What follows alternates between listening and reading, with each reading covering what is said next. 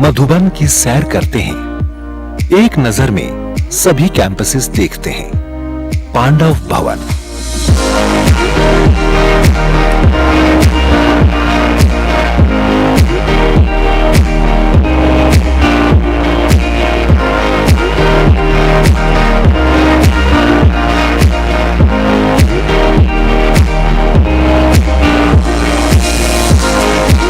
ज्ञान सरोवर,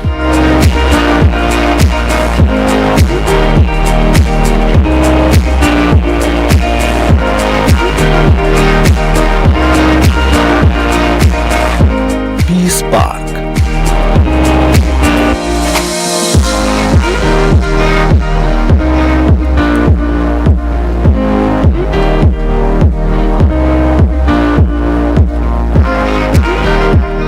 शांतिवन,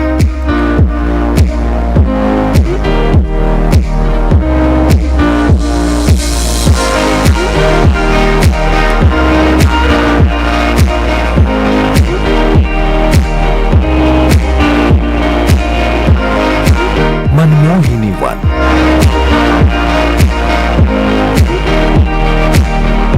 आनंद सरोवर,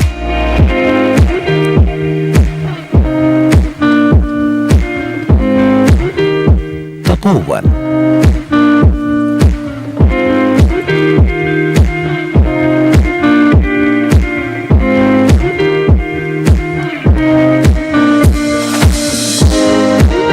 Mansarovar,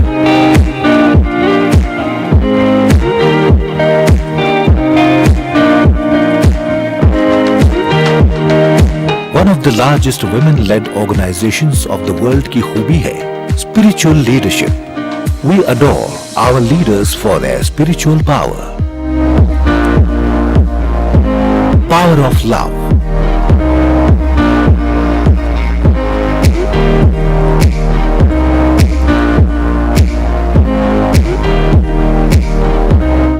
Baba said, give peace, take peace. Give love, take love. Give happy, take happy.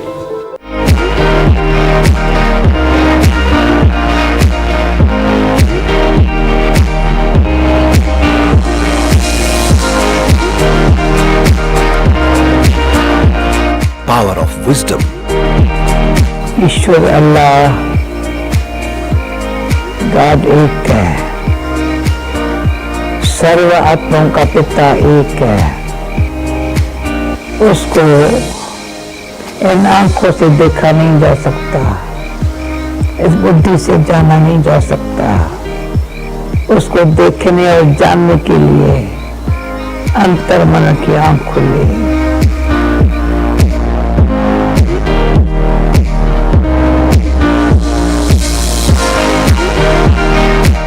Power of purity.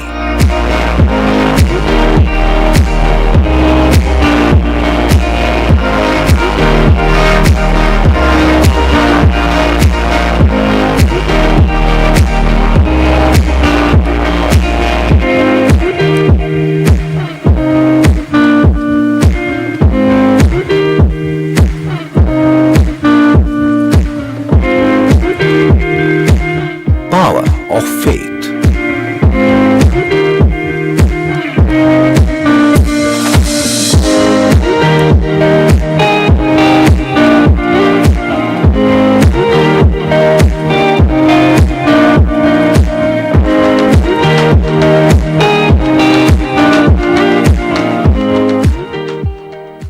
Mental and emotional wellbeing के साथ साथ physical health की care लेने के लिए ब्रह्मा कुमारीज की global hospital, trauma centre and ever healthy hospital से लोक कल्याण की समाज सेवाएं होती हैं।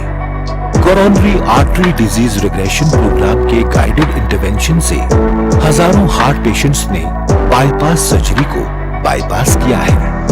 Environmental awareness and clean energy के प्रयोग को बढ़ावा देते हुए गवर्नमेंट ऑफ जर्मनी के एसोसिएशन से बना 1 मेगावाट का इंडिया 1 सोलर प्लांट सारे भारत में थर्मल सोलर एनर्जी का बेमिसाल उदाहरण है।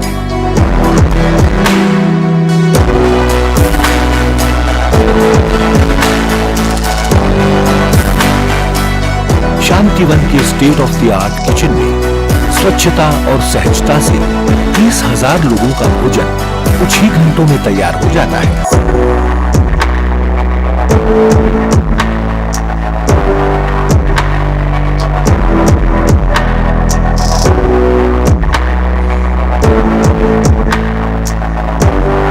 इन हाउस वीडियो प्रोडक्शन के लिए Godlywood studio,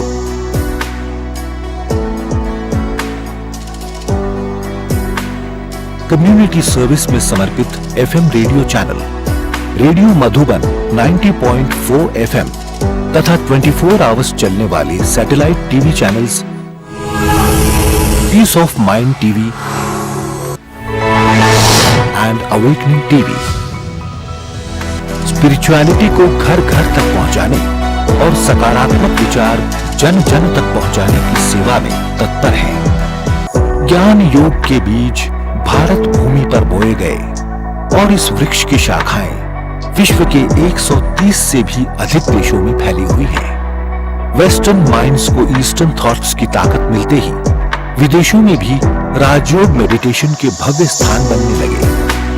global cooperation house London UK, Oxford retreat centre UK, peace village New York USA, service Africa retreat centre Nairobi Kenya, Asia retreat centre Malaysia, blue mountains Australia, Brahma Kumaris को United Nations के एकोसॉक के साथ general consultative status एवं UNICEF के साथ consultative status का सम्मान प्राप्त है।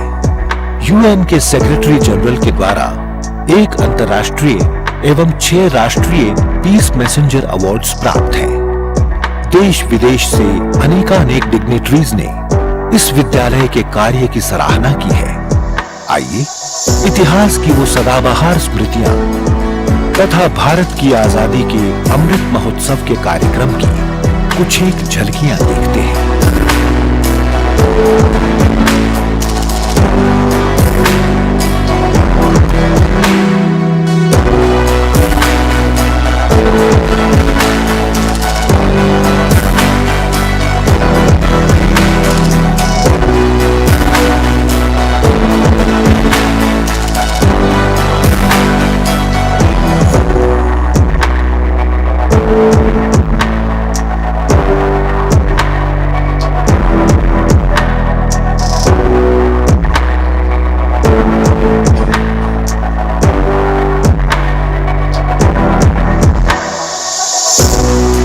सभी की ब्रह्मा कुमारी जैसी आध्यात्मिक संस्थाओं की बड़ी भूमिका है। मुझे खुशी है कि आप आध्यात्म के साथ साथ शिक्षा, स्वास्थ्य और कृषि जैसे कई क्षेत्रों में कई बड़े बड़े काम कर रहे हैं और आज जिस अभियान को आरंभ कर रहे हैं आप उसे ही आगे बढ़ा रहे हैं। अमृत महोत्सव के लिए आपने कई लक्ष्य भी तय किए। आपके ये प्रयास देश को अवश्य एक नई ऊर्जा देंगे, नई शक्ति देंगे। छूने गगन के छोर भारत में भरी उड़ान है। अब आत्मनिर्भर भारत से दूर ना आसमान है। प्रगति और विकास का आनंदोत्सव है। आजादी का अमृत महोत्सव है। ये महोत्सव है। अमृत महोत्सव के तहत कल्पतरुह के वृक्षारोपण प्रोजेक्ट के तहत पर्यावरण की संरक्षा की जिम्मेवारी समझते हुए लाखों सैपलिंग्स का प्लांटेशन किया गया है। मौजों से खेलना तो सागर का शौक है। लगती है कितनी चोट किनारों से पूछिए। त्याग और तपस्या योगी जीवन का धर्म है। मिलती है कितनी दुआएं सेवाधारियों से पूछिए। 4,500 से अधिक सेवा केंद्रों से जुड़े हुए 10 लाख से भी अधिक भीखे परिवार के सदस्यों के तन, मन और धन के के सहयोग की बदौलत ब्रह्मा कुमारीज विद्यालय की सभी सेवाएं निःशुल्क होती हैं।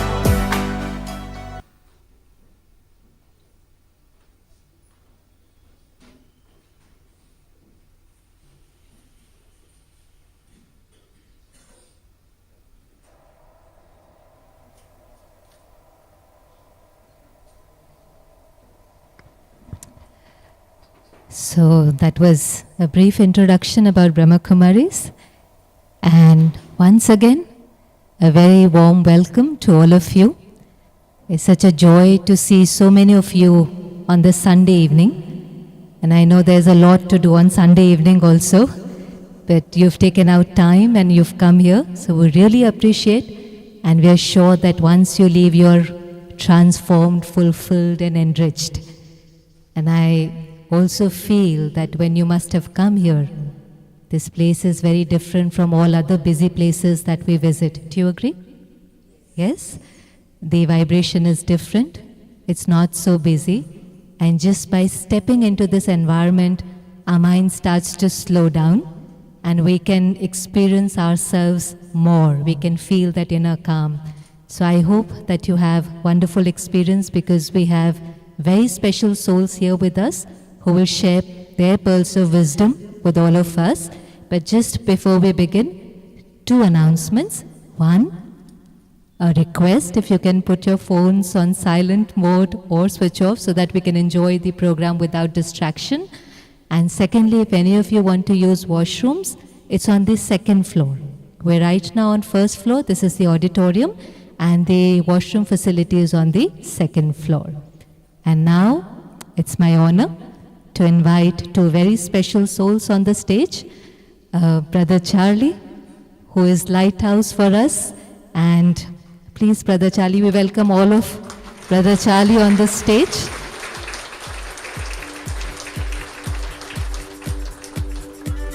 He's the national coordinator for the Brahma Kumaris in Australia. Very, very kind, very loving soul. You can see that he is oozing love, radiating light and might in this environment. So we once again warmly welcome our Brother Charlie. And we have another very, very special soul, Divya Prabha Ben. I also invite her on the stage. We welcome Didi with an applause. Didi is also very, very special, and the place that you are in, she is instrument to run the activities of this place and has been a spiritual leader for a very long time and has guided so many with her love and wisdom. So once again, we welcome both these special souls. And before we move into a few minutes of silence and begin the event, we also want to take this as an opportunity to pay tribute to a remarkable soul who departed on 9th October. I think you understand who I'm talking about. Mr. Ratan Tata ji. We all saw that the world was moved by him, not just because he was a wonderful industrialist, but because he was kind, compassionate, and very, very humble. And when we were watching it on television, there were a few things that touched me. I remember Narayan Murthy, the founder of Infosys, talking about him, and he said he had met Mr. Tata on many occasions, and Mr. Tata had this ability to make anybody feel comfortable in his presence, whether they were from any financial background or any strata of society. Everybody felt comfortable, everybody felt valued and respected, and that is why the tag of humility stays with him. The other thing that stayed with me was that one comment which was constant under every video was that this is one man with 0 haters. That's amazing, you know, to live such a long life and to contribute to society, to work with people, and there was everybody who kind of respected and loved him. So a very wonderful soul, and we would also like to pay our tribute. He has left a legacy behind. There's lots to learn from him. There's another person who was talking about him, Kumar Mangalam Birla, and he said, Tatas never spoke about their charity. They lived their life with ethics, They always prioritized people over profits, and they earned a lot of blessings because they worked with integrity, and whatever they earned, they put it back in society and never talked about it. So I think there was a lot to learn from Mr. Tata, and we pay our tribute. And now I invite you for a few minutes of silence. We can disconnect from everything, just be in the moment, experience the environment, and then we will begin.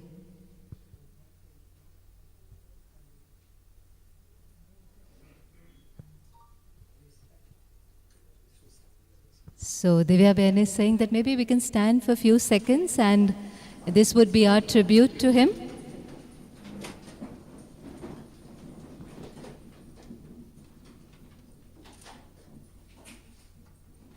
Maybe in a moment we can radiate our good wishes, our blessings to that soul.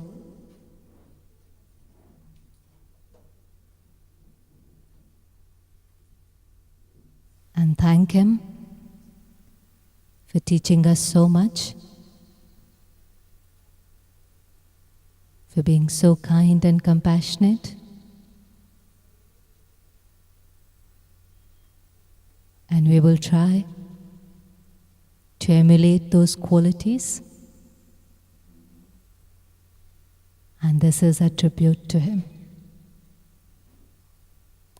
Om Shanti.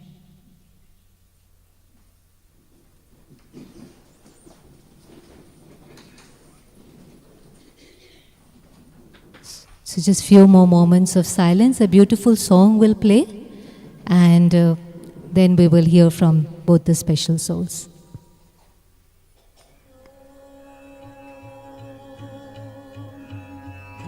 Om Shanti, Om Shanti, Om Shanti,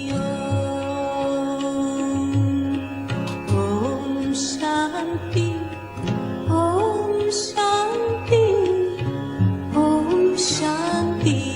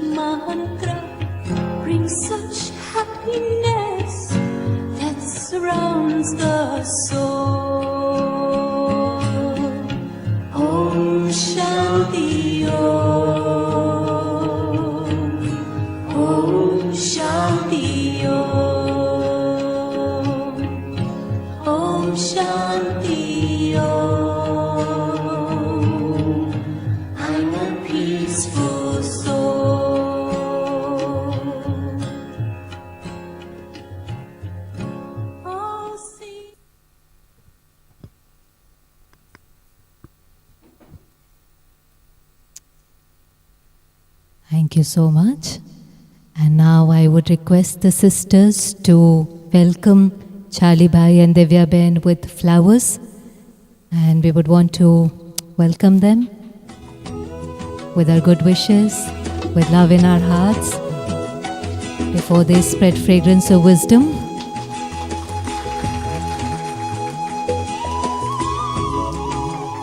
And flowers for Didi ji.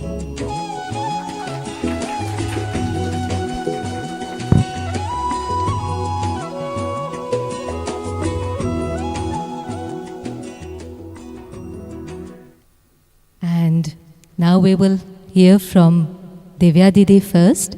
I would like to briefly introduce her. Divya Behan is a senior Raj Yoga teacher and she has been with Brahma Kumaris since 1969, so it's almost 55 years that she's been practicing spirituality. She is the sub-zone in charge of North Mumbai Raj Yoga centers, and there are around 33 centers that she takes care of. She is also the chairperson of Transport and Travel Wing, and she has led significant projects including producing hundreds of meditation songs. Didi is very fond of singing, and under her guidance, a lot of songs, meditation songs have been produced which have allowed people to connect with God. And she's also been recognized for her efforts and has received Women of Excellent Award in 2014. Didi ji is backbone of the spiritual family and she's very, very accessible. Even with her age, she's very active, she travels extensively, and anybody who comes to meet Didi, Didi is there 100%. She's there for them. Whether it's somebody, a student, or from any strata of society, they feel this sense of belongingness. So sometimes they will come with a heavy heart, but when they leave, they're extremely light. So she oozes that aura, and we're so fortunate to have her with us. And I will request Didi to first share her wisdom and her greetings of the day.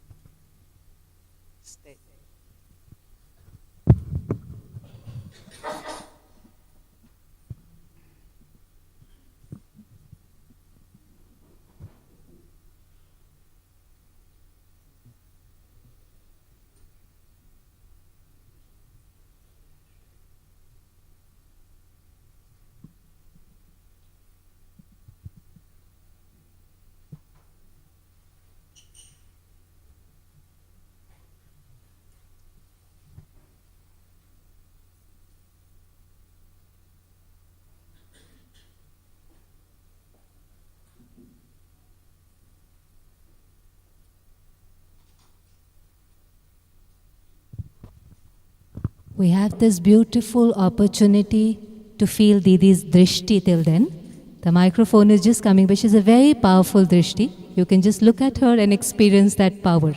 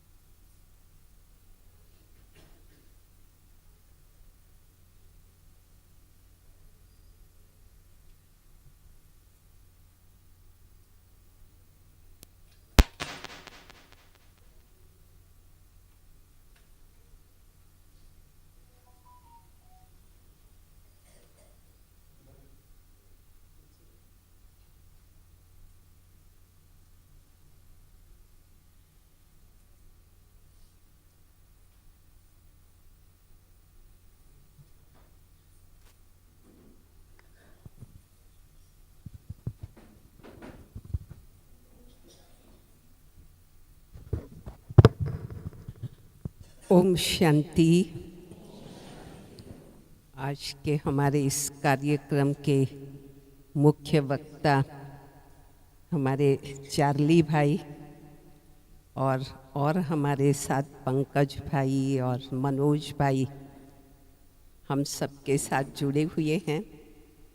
और आज के topic में सबको बहुत ही interest है, क्योंकि हर व्यक्ति को दिन भर में कितने सारे व्यक्तियों को डील करना पड़ता है, कितने सारे लोगों को हम मिलते हैं, विचारों से मिलते हैं, वाणी से मिलते हैं, शब्दों से।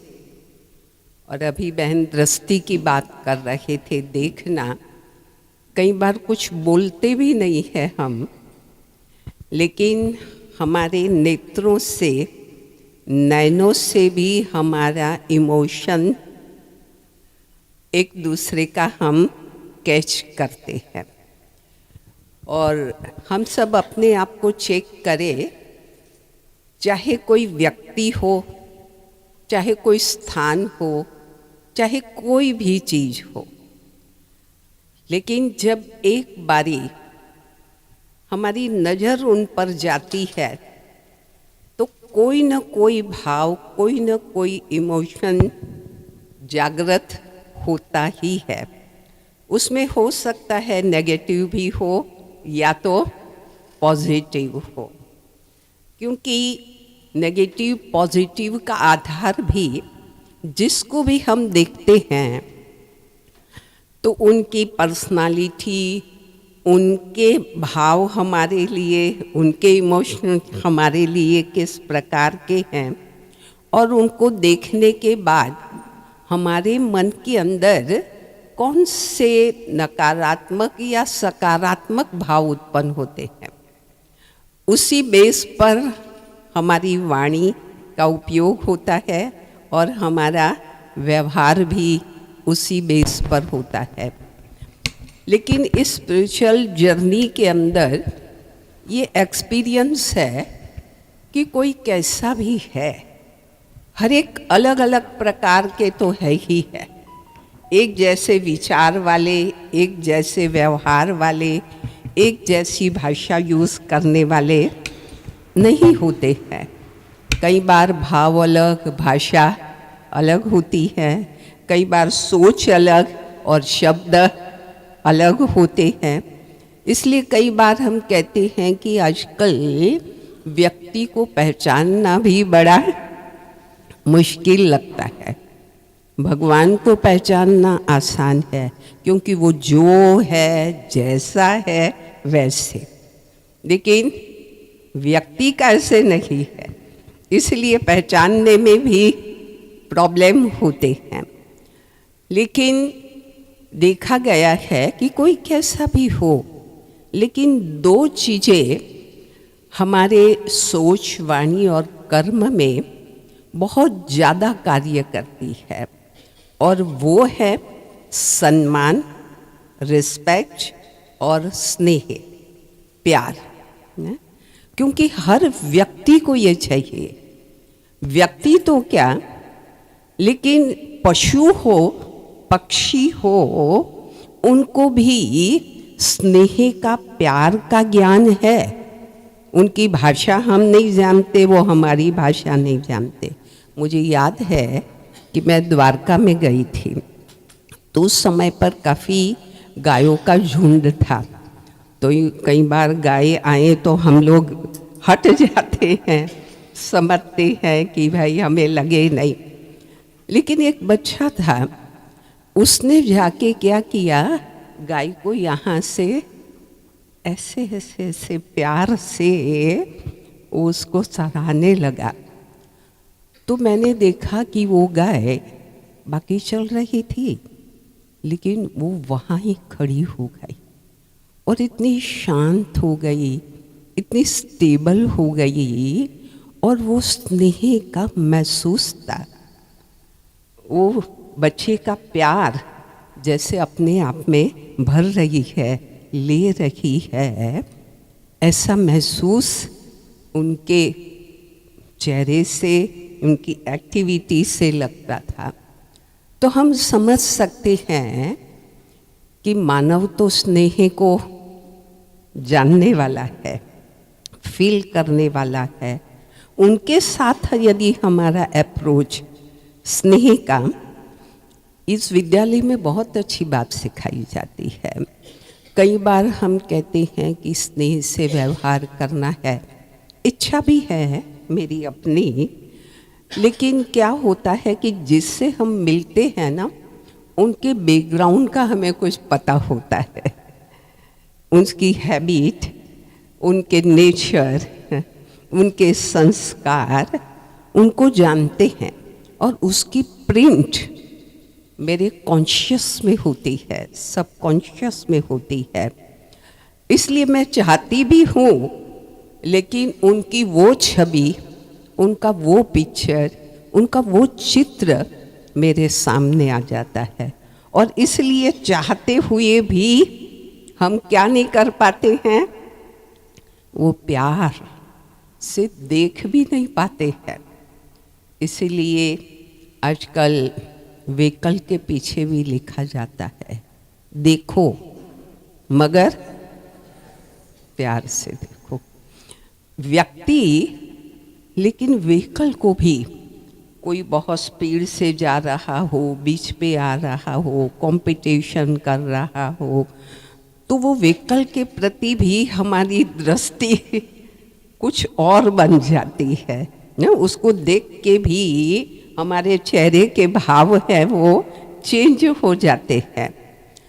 तो जब व्यक्ति को भी हम वो प्रिंट सामने नहीं रखे, वो जो है जैसा है वैसा है, इस समय पर यदि मुझे उनको स्नेह की महसूसता करानी है या कुछ मैं उनमें चेंज चाहती हूँ, लाना चाहती हूँ, उनका व्यवहार मेरे साथ अच्छा बने, ऐसी इच्छा है, तो वो सारी बातों को एक साइड करनी पड़ेगी। और एक सोल, एक चेतना है, ईश्वर की रचना है, और रचना तो वैरायटी तो होगी ही। वैरायटी में इंटरेस्ट भी होता है, एक जैसा नहीं।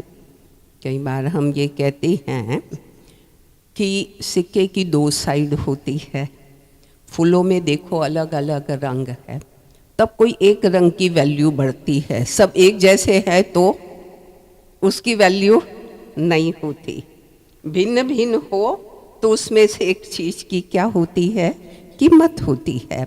तो ऐसे मनुष्य के अंदर भी वैरायटी तो रहने ही वाली है, लेकिन हमारा दृष्टिकोण उनके प्रति हम बदली कर देते हैं, तो हम स्नेह और प्यार से उनको देख भी सकते हैं, और ये हमारी भावना उनकी भावनाओं को भी परिवर्तन कर देगी।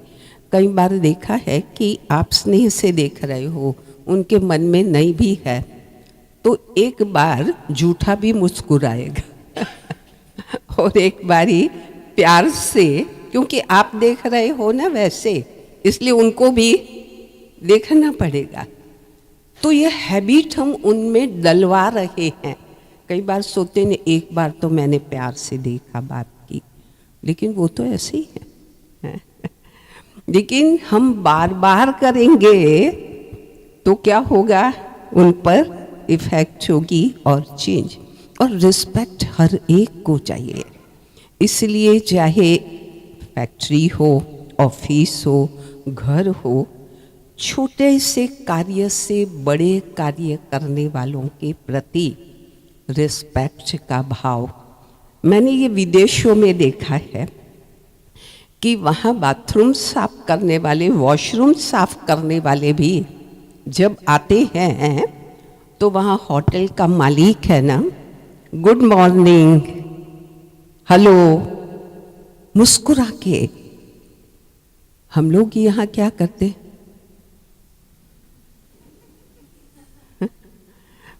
वो हमें देखे तो हम अपना चेहरा चेंज कर लेंगे, या कुछ बोले तो भी वो भाव और प्यार नहीं आता।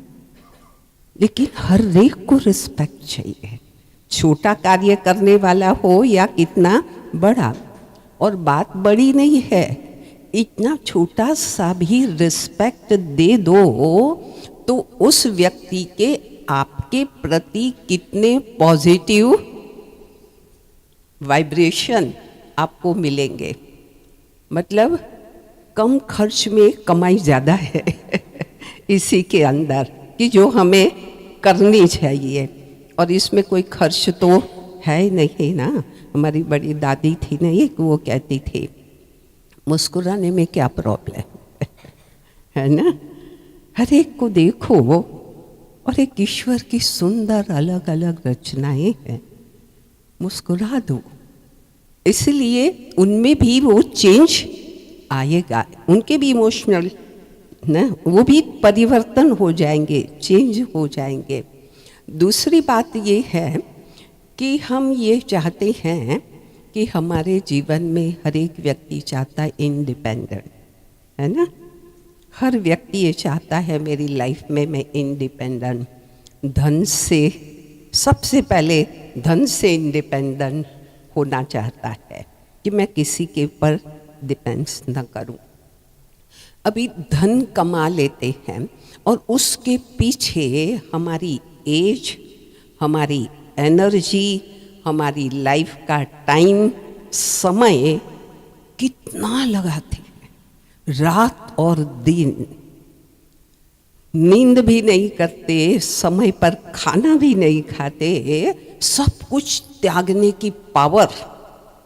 वैसे त्याग करने के लिए बोलो तो कहते हैं योग, वहाँ तो त्यागना पड़ेगा, ब्रह्मा कुमारी में जाना है, वहाँ ये छोड़ना पड़ेगा, वो छोड़ना पड़ेगा। त्याग से डर लगता है। और मैं देखती हूँ कि एक एक में त्याग करने की शक्ति तो जबरदस्त है। धन के लिए कितना त्याग करते हैं, देश छोड़ के चले जाते हैं, संबंधियों को छोड़ करके कितना सालों तक दूर दूर रहते हैं। वीज़ा इतने साल का मिला है, आए तो वापस जा नहीं सकेंगे, वहीं रहना पड़ेगा तो ये त्याग करने की पावर है ना, धन के पीछे है।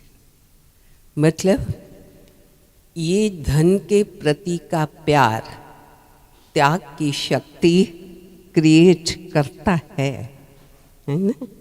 इसी प्रकार से जैसे धन, ऐसे हेल्थ, वेल्थ, हैप्पीनेस, तीनों की ज़रूरत है। लेकिन अकेले एक चीज़ से जीवन में सुख, हेल्थ अच्छी हो, वेल्थ न हो तो भी प्रॉब्लम, वेल्थ हो, हेल्थ नहीं, ऐसे भी किस्से देखे। धन बहुत है लेकिन शारीरिक प्रॉब्लम लाइफ में बहुत है, तो भी सुख का अनुभव नहीं कर सकता। और साथ साथ सबके साथ के हमारे रिलेशन, संबंध, वो भी सही न हो।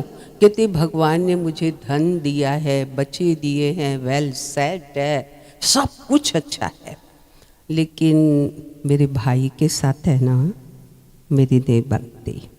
कोई कहता है कि सब कुछ अच्छा है, पत्नी से नहीं बनता है मैंने एक देखा था, मेरे पास कोर्स करने आ रहा था भाई, बहुत एजुकेटेड, लेकिन इतना टेंशन में रहता था।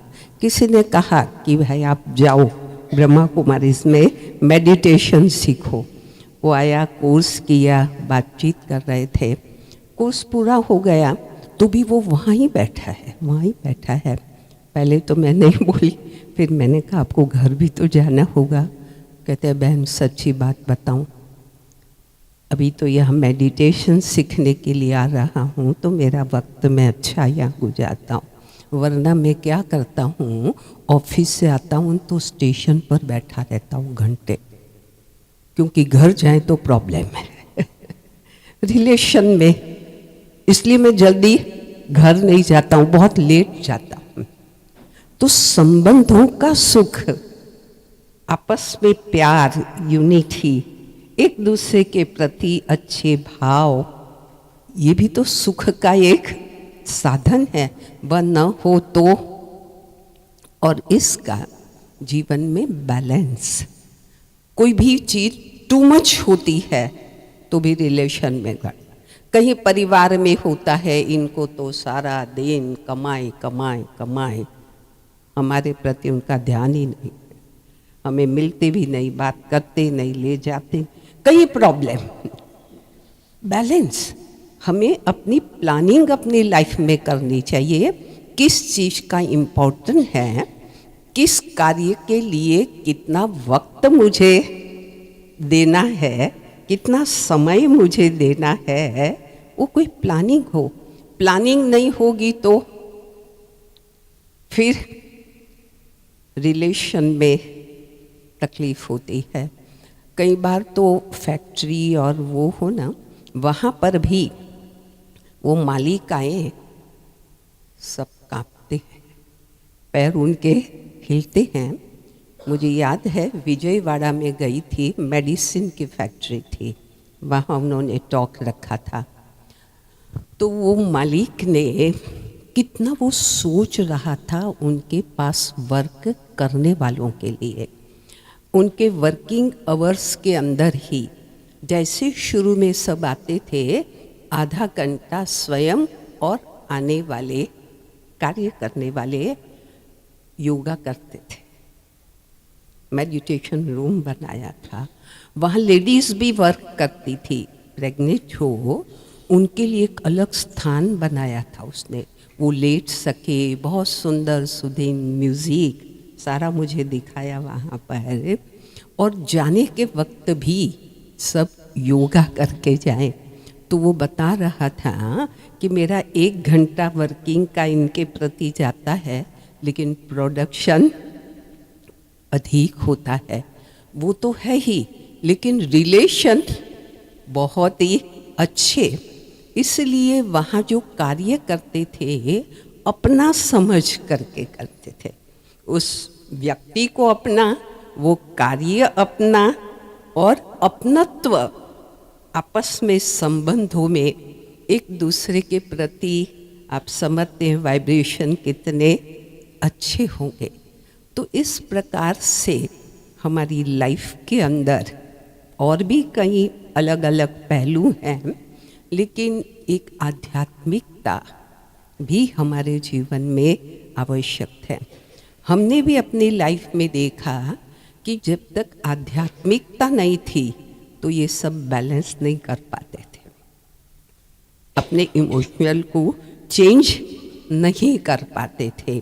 अब वो कंट्रोलिंग पावर है, आध्यात्मिक शक्ति से वो आती है।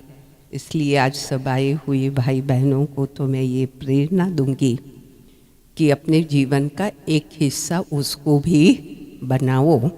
और ये भी कह दूं, आने वाला वक्त ध्यान से सुनना। अभी जैसे ऑक्सीजन की कमी महसूस होती है, पॉल्यूशन बढ़ता है, प्रॉब्लम बढ़ रहे हैं हेल्थ के। अभी कितना भी आसन प्राणायाम कर लो, लेकिन हवा ही नहीं ठीक है, खाना ठीक नहीं है, सब में मिलावट मिक्स है, क्या करोगे, कहाँ से बचोगे।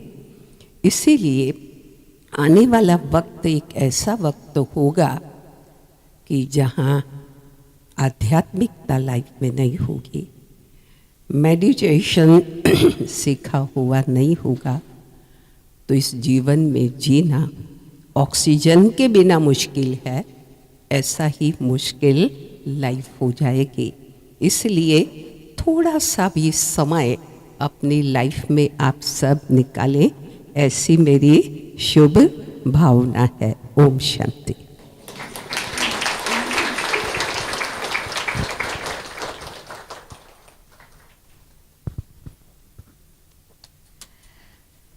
That was very inspiring and insightful. And I think when we listen to such souls, we are inspired to be more loving, more respectful, but we have to be full for that. And when Didi was sharing, I was remembering 2 lines that we learned from God, which was in today's spiritual class also. And in Hindi it says कि अगर सम्मान देना है तो स्वामान वाला ही सम्मान दे सकता है. And the opposite of that is जहाँ अभिमान है वहाँ जल्दी जल्दी अपमान महसूस होता है. So if it's ego, it hurts. And if you shift from ego to self-respect, only then can you respect everyone. So thank you, Didi. She'll be with us till the end of the event. We once again thank Didi for her inspiring words. And now it's our joy to welcome Brother Charlie. He is the National Coordinator for the Centers in Brahma Kumaris. But Brother Charlie's journey began when he was very young. He was studying architecture in Australia. He was around 20 when he was seeking spirituality. And then he started to travel across Europe, Middle East, Asia. He also spent a lot of times with spiritual communities. And then he came across Raj Yoga meditation of Brahma Kumaris in London in 1975. So brother has also been on this journey for a very, very long time, almost 50 years. So we have a very experienced, very enlightened soul here. And he travels extensively. He has traveled in more than 80 countries, sharing his insights on meditation, guiding people. And I have taken a lot of benefit from his class. And when I see Charlie Bhai, I can just say that he's an angel of God. Do you feel that? Somebody who's radiating love, who's full of compassion, who even without speaking is creating that environment, and somebody who's naturally in remembrance of God. So we have already started to experience his vibration, and now it's time to hear his words of wisdom. So once again, a very, very warm welcome to our dear brother Charlie. And he's going to talk on the topic, dealing with powerful emotions, which I think is a very crucial topic at this time, because it's a very fast-paced world, and sometimes we experience fear, stress, anxiety, and it can affect our health, our relationships.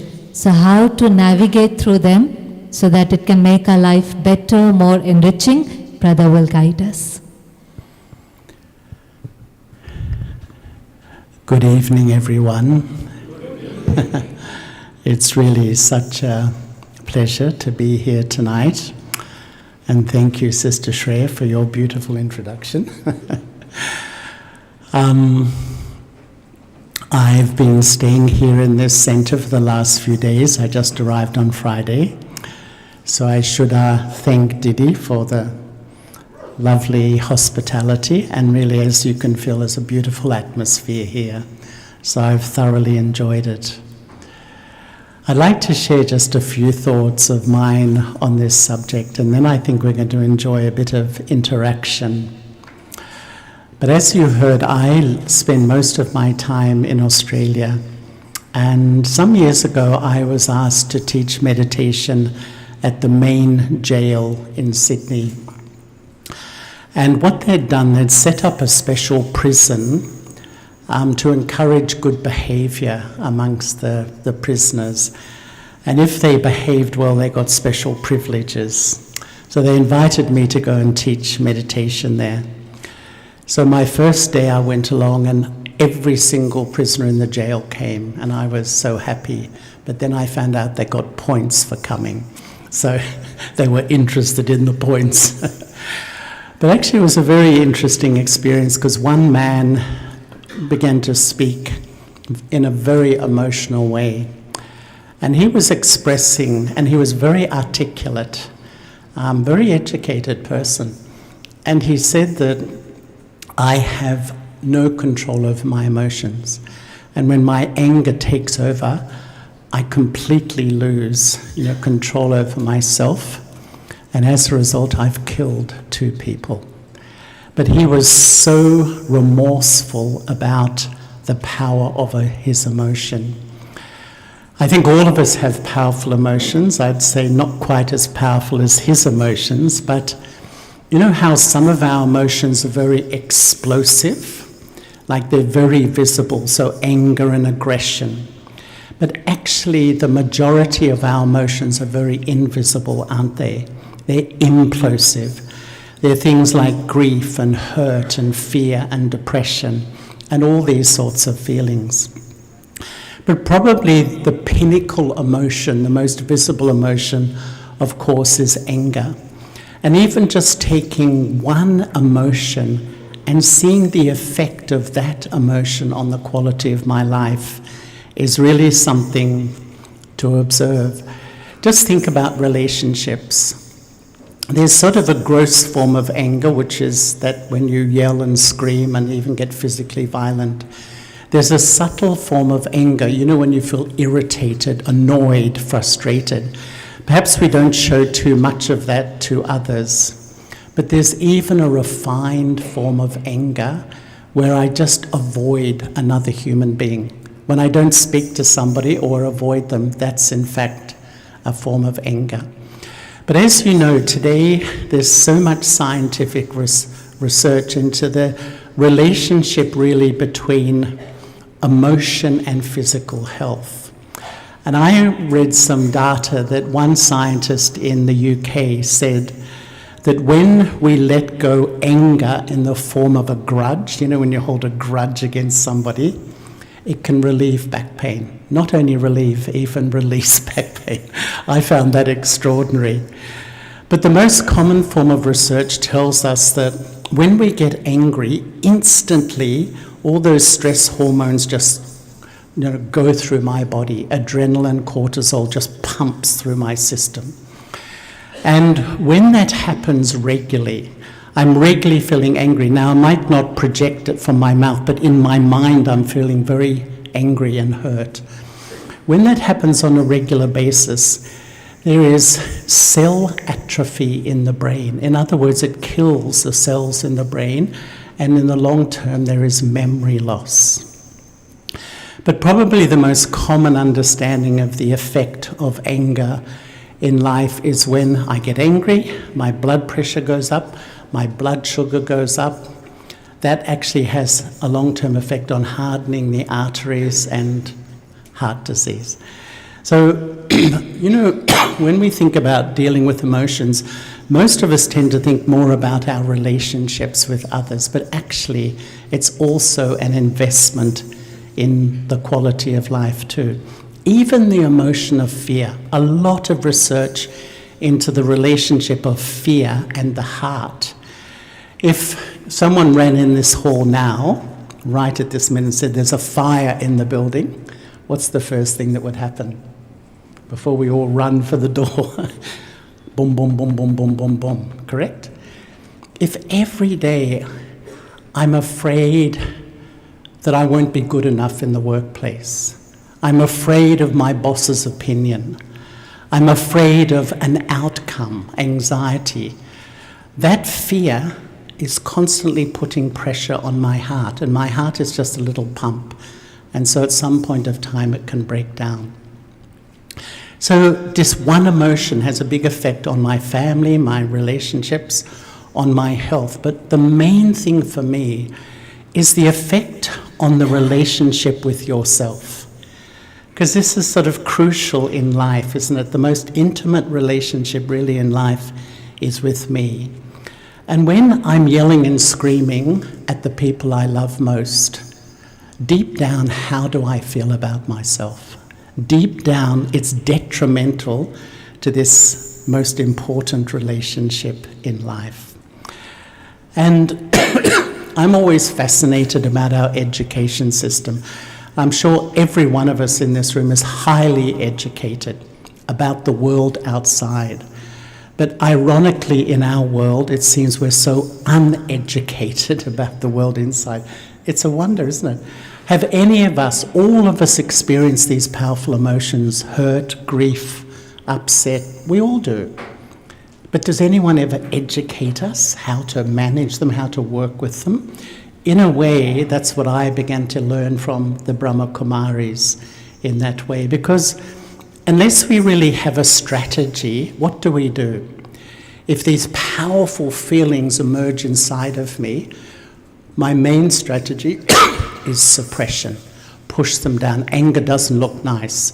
So I don't show it here, but inside it's very, very strong. I suppress my grief, I suppress my hurt.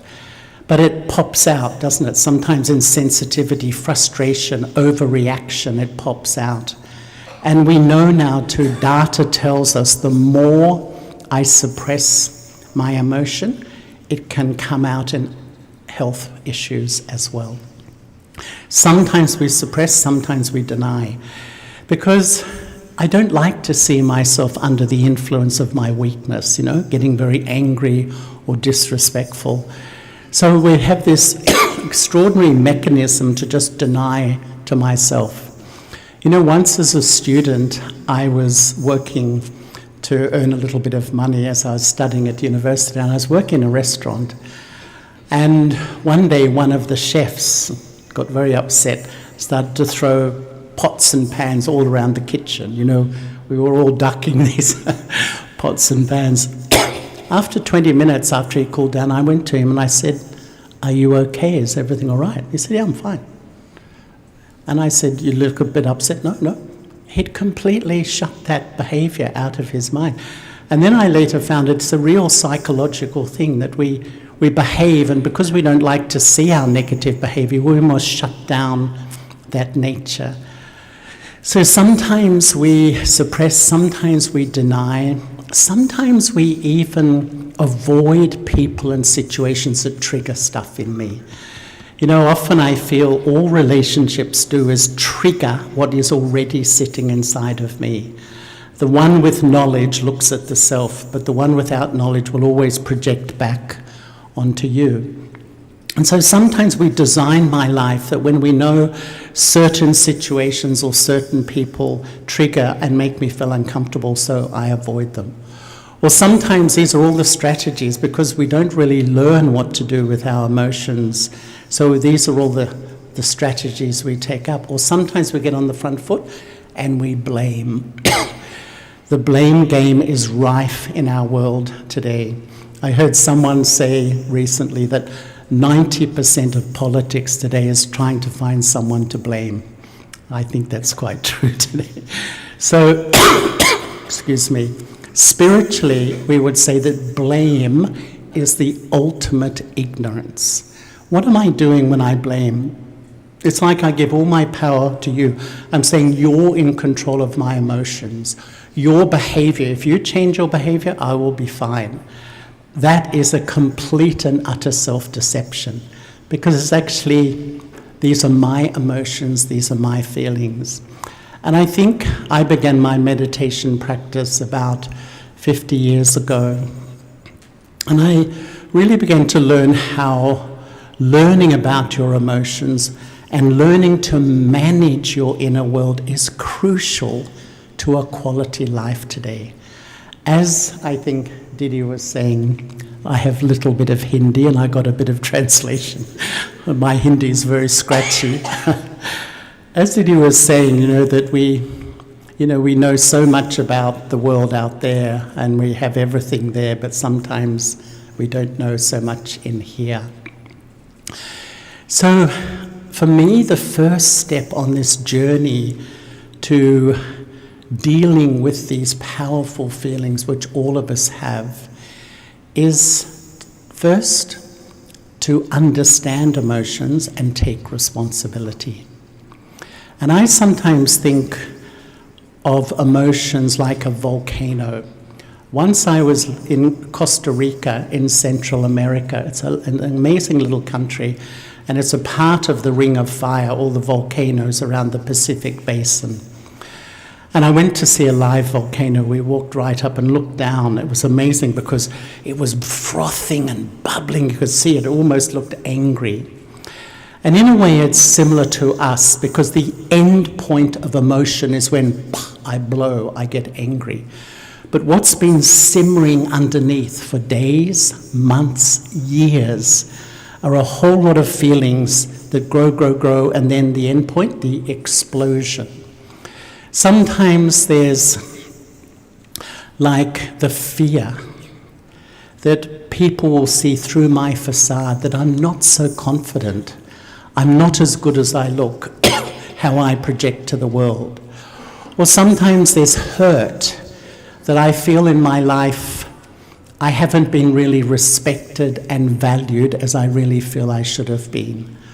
Or sometimes there's grief, there's a sadness inside that I feel I've lost the experience of true love. And so underneath is a lot of these feelings that are just simmering, and sometimes they can explode. And this is why really, if we're genuinely looking to deal with emotion, I've got to look below the surface. And I often feel the first law of spirituality says, I am responsible for how I feel. To me, this is a life changer. When I have the courage and the honesty just to say, they're actually my feelings. There's no doubt. It's a fact of life. People are rude, people are difficult, sometimes people are dishonest. All of that is the truth. But when I react to that and create feelings of resentment, hurt, negativity, whatever it may be, I'm creating those emotions. And I find that this first step is when I have the courage and the honesty to say, yes, it is my anger. Yes, it is my hurt. Yes, it is this. Then when I take that responsibility, I'm actually on the journey, beginning the journey to change. But as you know, in a spiritual place, and today we're really looking at emotions through the lens of spirituality, that the second step, I would say, is to know and experience the self. And one way I look at it is that all these huge spectrum of emotions we have inside are children of a dysfunctional relationship with myself. In sociology, they will tell you that when mum and dad don't have a good relationship, they're always fighting with each other, it has some effect on the children. Not always, actually, but mostly when the parents have conflict, it affects the children. If I am in conflict with myself, if I'm very self-critical, constantly talking down to myself, telling myself, you're this, you're that. Sometimes I feel proud because I achieved something in the world, but often this conversation about myself has a huge effect on my emotions, I would say, when I'm self-critical and negative. And I feel this is the seed of so much dysfunction in our world at the moment. We all know, emotional intelligence is the fancy language which we use today. And it's really the wisdom to build rich, loving, sustainable relationships with others. But spiritual intelligence is the wisdom to build a rich, loving, sustainable relationship with me. The first relationship in life is with me. And honestly, if that is unhealthy, it pollutes each part of my life. And, if anyone asks me, look at our world. Look at our world. It's unraveling in front of our eyes, isn't it? Society, family life, it doesn't matter where you go on the planet, it's unraveling. And governments spend trillions of dollars now trying to patch up the problems. But what's the seed? To me, there are 8 billion human beings in our world. And if 8 billion human beings don't have a very healthy relationship with myself, it flows into our health, it flows into our families, flows into our relationships, it flows into our society. And honestly, I'm not a psychologist, I'm not a counselor, but I've talked to so many people in so many parts of the world. And when you dig deep, this seems to be the great challenge of life today, this first relationship of life. And one of the most common emotions that I would say born out of this unhealthy relationship with me is depression. And the World Health Organization says now that this will be the biggest killer in the future of all of us. And they say 1 in 4 of us is suffering from depression. Isn't that amazing? Doesn't that say something to you about life? That it's like an epidemic and it's in every culture of the world. Every culture is an epidemic. There's this, which is this deep sadness inside. It says to me there's something fundamentally wrong with the way we live, that we reach this point. Sometimes achieve so much outside, but not so much inside. In psychology, depression is like a sadness that my dream in life to be loved and valued hasn't happened. But in spirituality, depression is like a mourning for the loss of my true identity. Really, I'm living my life, but really, who am I? And that's why really, as I go on this journey to really go deeper to understand my emotions, my feelings, and maybe how to begin to manage them, the second step after taking responsibility is to really explore the fundamental self. And I would say in each one of us there's like 3 personalities. I would say 2 of them create a lot of negative emotion in me, but one of them starts to kickstart a lot of positive feelings, if I can say. And the first personality I call the I of arrogance or the I of superiority. And this personality, my whole sense of self, who am I? I'm all the labels of my body. So I see myself, my gender, my nationality, my religion, my profession, my title, my this, my that, as a whole set of labels. What is common to all those labels? They are all temporary. So when my ego is dominant in my inner system, then I compare with others. I think I'm better, I know more, I am right, the way I see life is correct. But when it filters into my feelings, when my ego filters in here, that's when I feel so easily insulted, disrespected. They're running our world, aren't they? Those. When my ego is dominant in my inner system, I feel so easily insulted, disrespected, not valued, excluded, sensitive. You think how often those emotions are inside of me. Why? Because the false self is ruling my inner world. I'm under the influence of my ego. And so this ego is the seed of so much negative emotion. Mostly ego is the seed of the explosive style of emotions.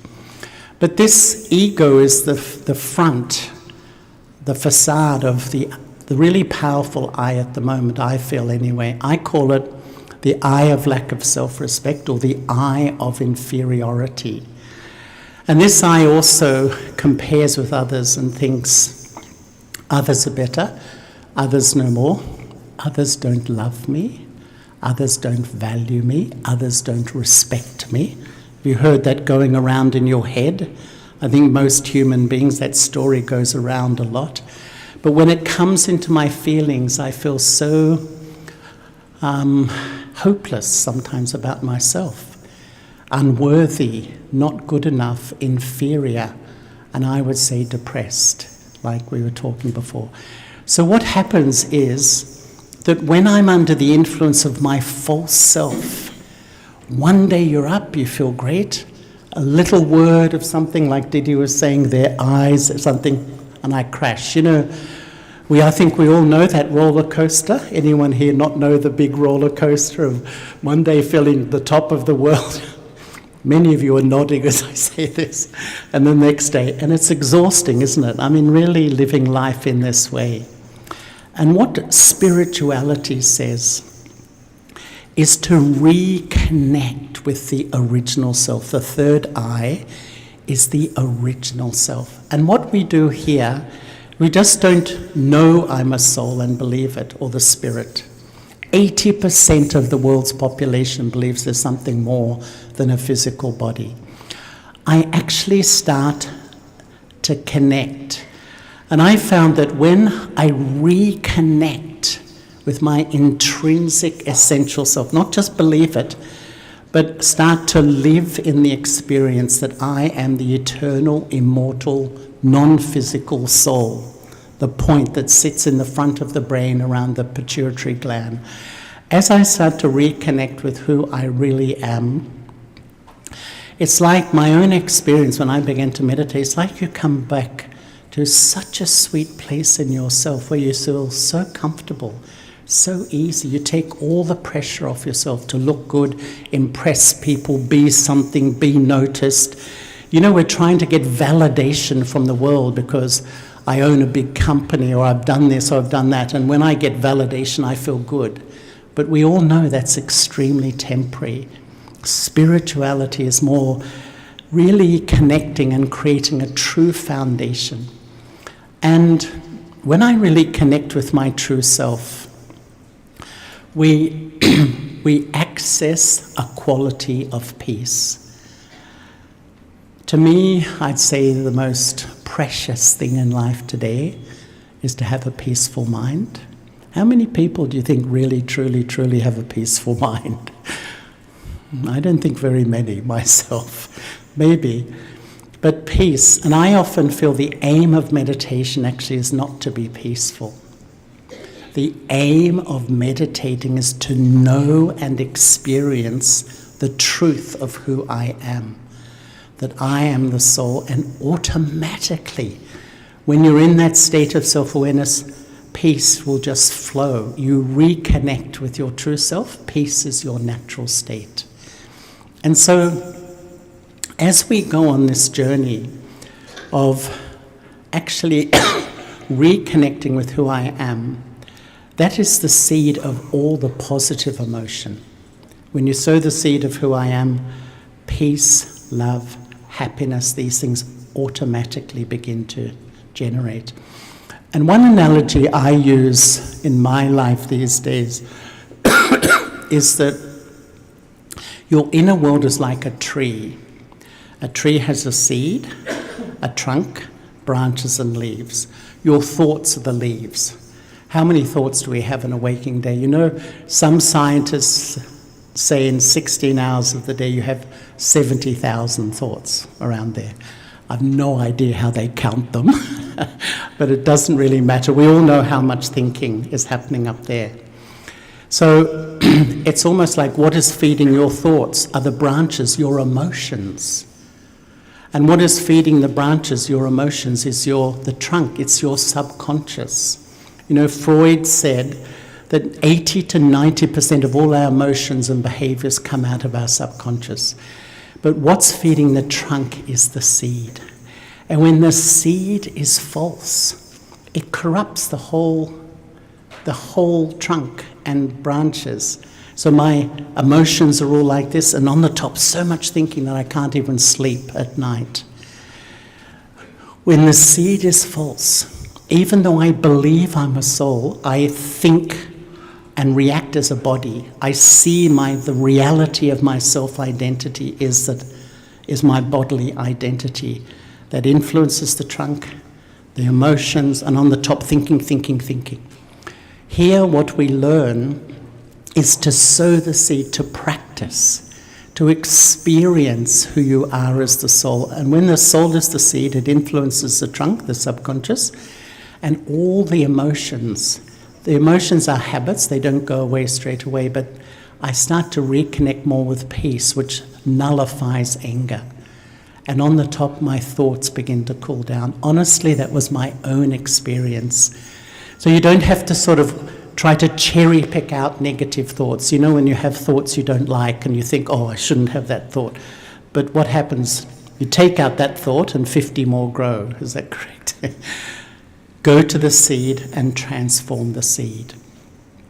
And another really powerful emotion is fear. Some say the two prime emotions are love and fear. All of us here know how absolutely paralyzing fear can be. We all know, don't we? But we also know how absolutely life-transforming love can be. Some say that love is letting go fear. And to me, fear is an emotion experienced in anticipation of danger, evil, or pain. And at the heart of fear, which I would say probably is the dominant emotion in our world today, anxiety is a form of fear of the future. The big question in the minds of humanity is what's going to happen? What will happen to me? What will happen to my family? What's going to happen to the country? All these sorts of thoughts. And so anxiety is exponential. And at the heart of fear is the fear of loss. And at the heart of the fear of loss is the fear of the loss of my body. And actually, it's not just my body. You know, sometimes I feel the way we construct life, it's very innocent in a way. We're born, and we say, this is my mum, this is my dad, these are my brothers, these are my sisters, this is my city, this is my country. You know, you're building an identity. As you get a bit older, this is my career, this is my business, then this is my husband, this is my wife, these are my children. You think your whole life you're building this sense around. In 1 second we leave it. In 1 second, that whole story of 50, 60, 70, 80, 90 years finishes. And that's such a deep fear, the fear of loss. And I really love the analogy that life is like a train. And you know, when you sit in the train, what happens? You stop at the station. People hop on the train, people hop off. The next station, people hop on, people hop off. Train goes like that. Eventually, you hop off the train. The train is life. And you think of your life. People come into your life, people go out of your life. Roles, responsibilities, wealth, possessions come and go. Ultimately, can we own any of it, really? The big mistake we make is when I attach my heart to anything temporary. I am the one who builds so much fear, anxiety, and insecurity into my life. I do it. The more I feel vulnerable and weak, I attach my heart. And today it's normal. It's a normal way of living because we've forgotten who we are and actually we've disconnected from God. So it's the more I get older and stuff, I start to really feel stressed about what will happen and the outcome of things. And this is why I think even what is constant in all this change? I, the eternal, immortal soul. And I'm fascinated every day. I meditate on the self. I love to explore in the laboratory of my mind, not just knowing, not just believing, but the feeling of the reality of existence, that I'm this point that has no gender, no nationality, no religion, nothing. I'm an eternal soul. And really, it's almost like life is telling us we have to now reconnect with these fundamental roots. Believing is good, but I often feel the first step is to know, the second step is to believe, the next 998 steps are educating myself how to really taste it, feel it, and experience it. Because when you do, I think you feel so strong. And the next thing, first, understanding and taking responsibility. Second, knowing and experiencing myself. Third, experiencing true love. Because to me, that's the heart of the spiritual journey. And one of our powerful emotions is grief. And there was a woman, a psychiatrist from America, I don't know whether you've ever heard about her, called Elizabeth Kubler-Ross. Very interesting lady. And she used to believe that all of us have this sort of well of grief inside. And when in life we lose a job or we lose some wealth or a friendship is broken, a close friend, this grief opens up. But she said there's a deep well of grief inside all of us, a deep wound. And she believes that it's because we have known the purity of God's love, true love, divine love, spiritual love. And somewhere we forgot it. We lost it.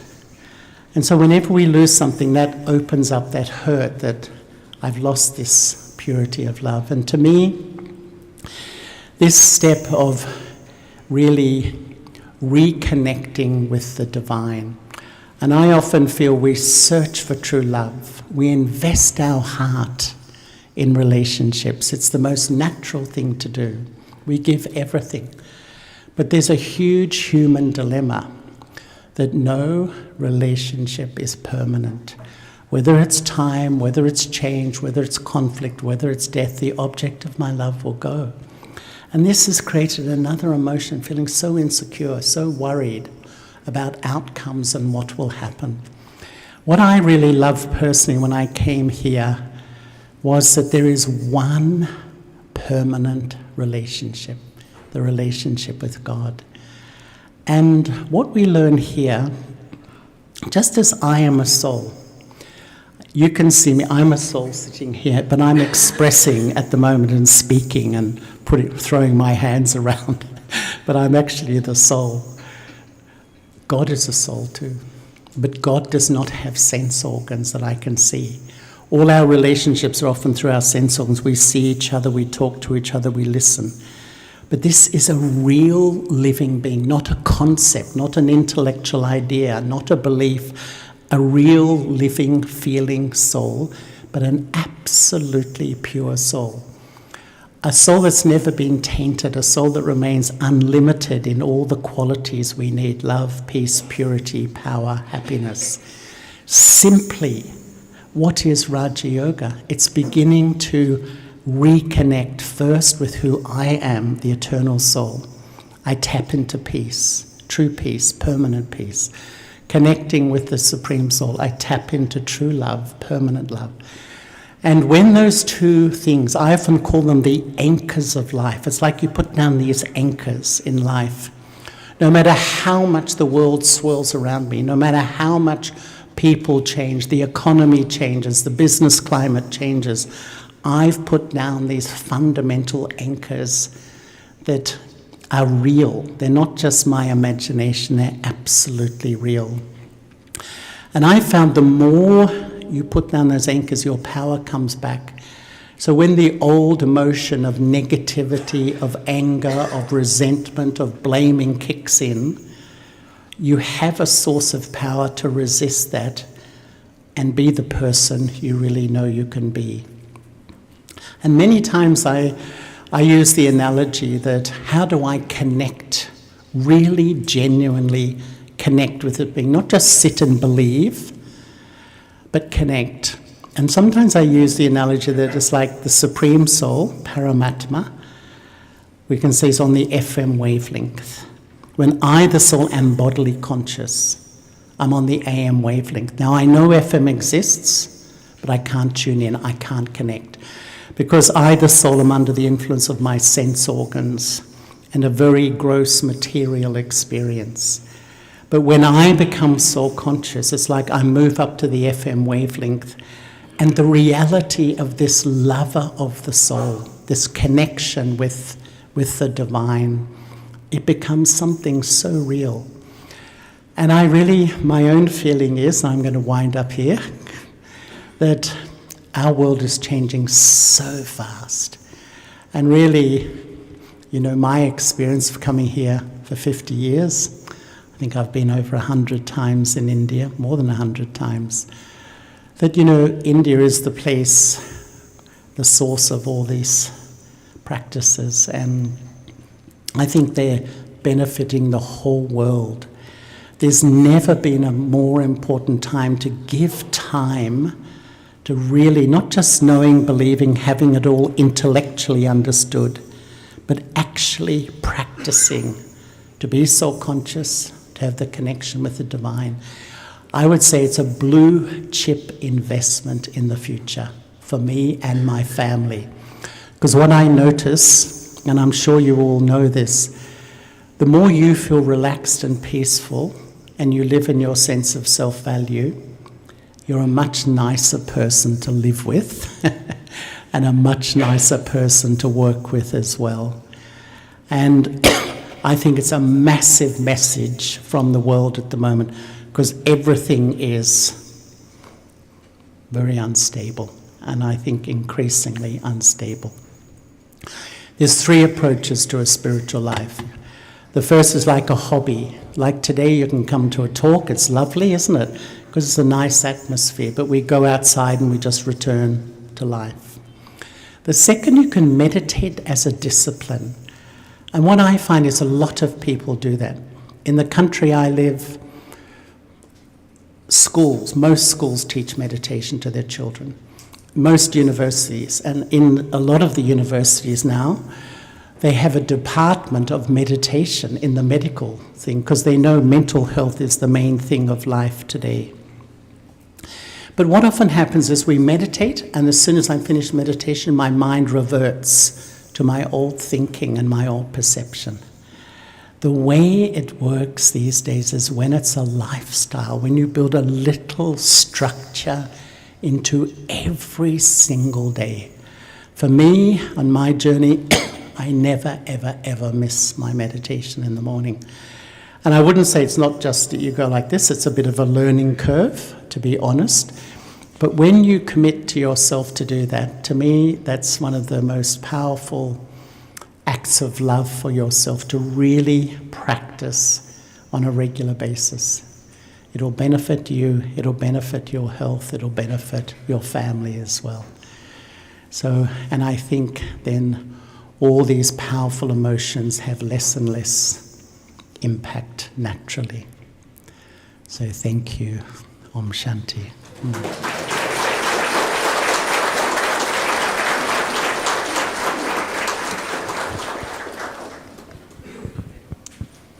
That was quite profound. You know, sometimes when we come for such talks, it also acts as a mirror to our own life, because sometimes we get so busy and just listening, we start to reflect on our own lives. And I was realizing when I was listening to Charlie Bhai that I had heard this somewhere, that all pain is self-inflicted and rest is illusion. So do you agree? But then by the end of the talk, I also realized that, you know, whenever we are in pain, we're always looking for a quick fix. And we have a lot today, you know, whether it's technology or whether it's binge watching or shopping or anything.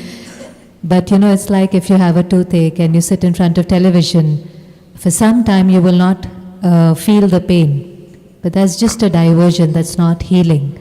And what Charlie Bhai was saying is that we need to take out time to connect with ourselves, and we need to take out time to understand Supreme and connect with Him, so that there is healing and we can then experience love and can then radiate that love to the world. So that was very, very wonderful. Once again, we thank Charlie Bhai for that very enlightening talk. And now I would like to invite Sister Kavita on stage. Kavita Ben is somebody who's been practicing meditation for 27 years. We warmly welcome Kavita Ben. And Kavita Ben is also somebody who's a meditation teacher. She takes talks in various offices. She participates in a lot of conferences. She also travels extensively. She has talked with a lot of people in India and abroad.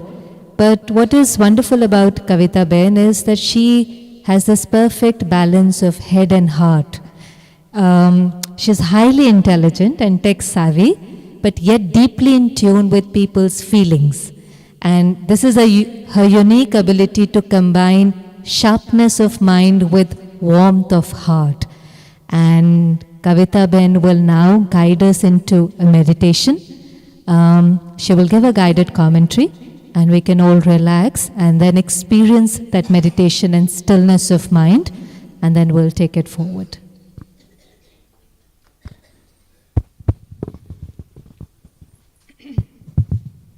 Om Shanti.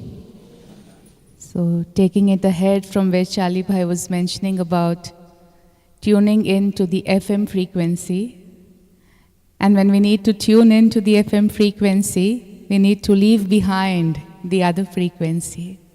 So in the terms of meditation, we call this a transition from body consciousness to soul consciousness. So when we practice Raj Yoga meditation, we not only understand that I am not the physical body, but I am more an eternal being.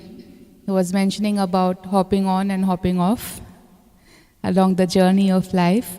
So we deboard one train, but then we board another one in a new costume. So knowing this eternal being is obviously the first step, that I am not just the physical existence, but I am more to that. I have a longer story of life. It's not limited only to the one chapter which is known as this life. But then experiencing the original vibrations of the soul, experiencing the peace within, experiencing the love, the light, the purity that each one of us is. This is the process of meditation. It needs some time, and as we give it time, as we invest, because it is the eternal truth, it is what we are. It's not that we are assuming that we are, but because it is the truth, when we give time, we start experiencing it. And then he was also talking about God. So when we tune into ourselves, there's one realization that I've had at several instances in meditation. And that is, yes, my original nature is that of peace, of love. But then presently, there are shadows, the darkness of maybe jealousy at times, maybe being a little agitated at times, or being irritated. And this is all nothing but it is an indicator that I need to align more with the peace that I am, with the love that I am. And which is the energy which will help me in the process of becoming elevated. That energy is God. And the beauty is, He is ever available, ever accessible, just a thought away. Think and He is there for you.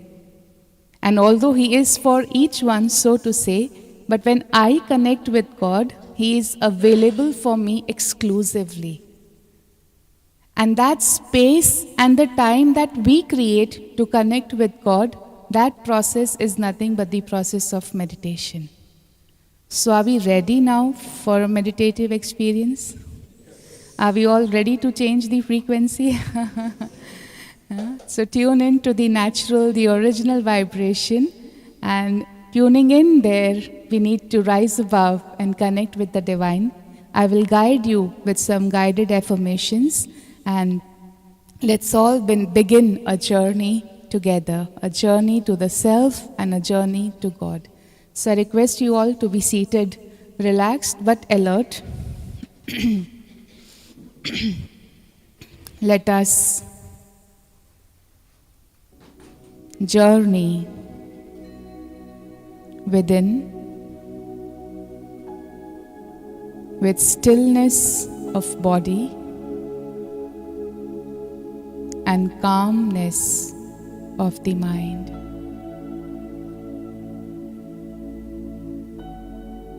I prepare myself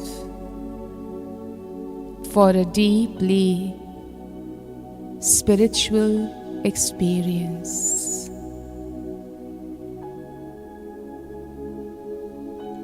Gently, I bring all my awareness, all my thoughts to my eternal self. I see myself as a being of light, seated at the center of my forehead.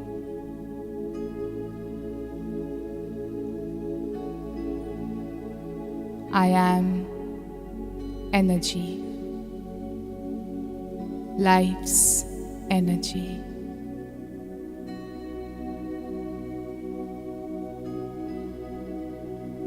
I experience light, the spiritual light that I am.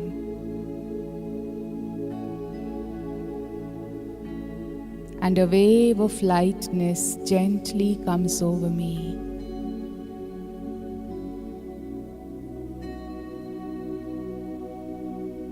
I am no more attracted to external factors. In this moment, I am peace.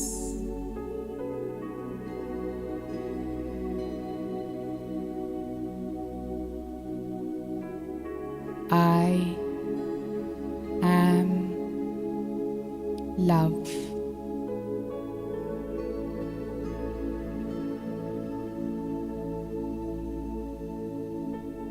I have a deep, eternal relationship with God, the Supreme Soul.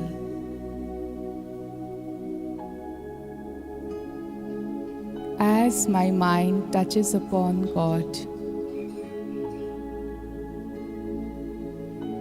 God's light embraces me.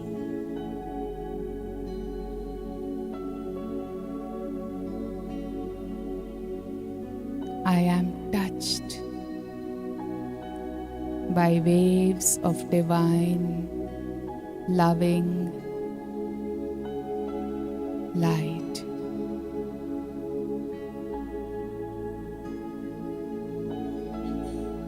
I feel so accepted,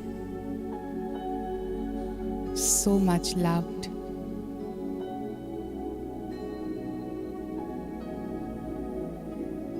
Experience God's light touching me, the soul light, empowering me, and revealing my original self to myself.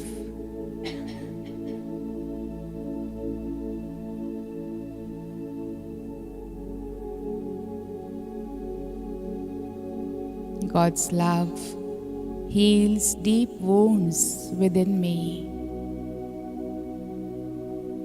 and I discover the power to forgive.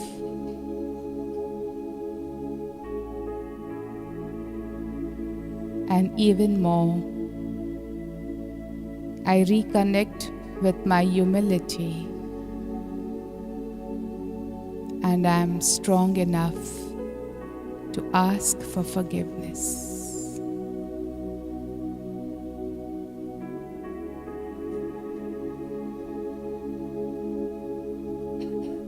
With God's strength inspiring me,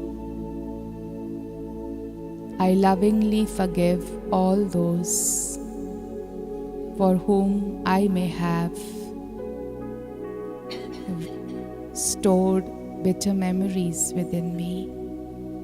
Today, I willingly, lovingly, and in the canopy of God's love, I forgive each and every one.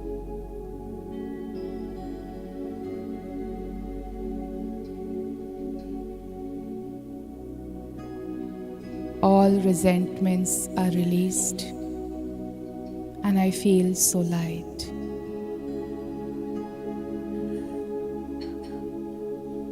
In this moment of inner strength, and in the arena of my mind,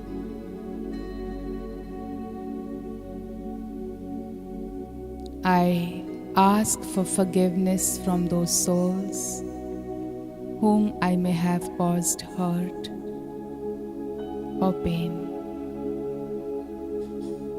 knowingly or unknowingly. I am sincerely sorry.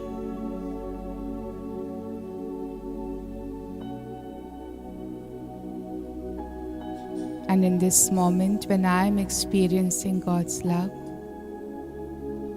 I share the light of God's love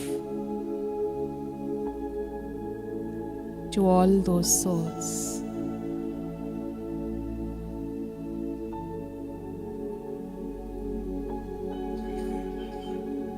as humility grows, so does happiness.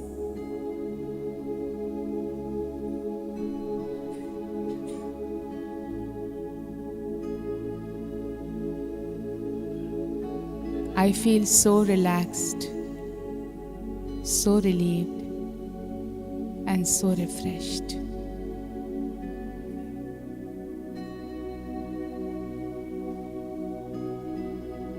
I have more meaning to life.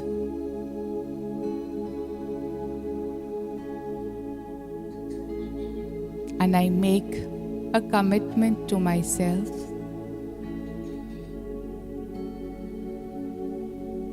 the commitment to connect with myself, the soul light, to rise above to God, the supreme light, every day, and use my field of action, my field of karma, as an opportunity to radiate these vibes with every soul I meet, with the elements of Mother Nature, constantly.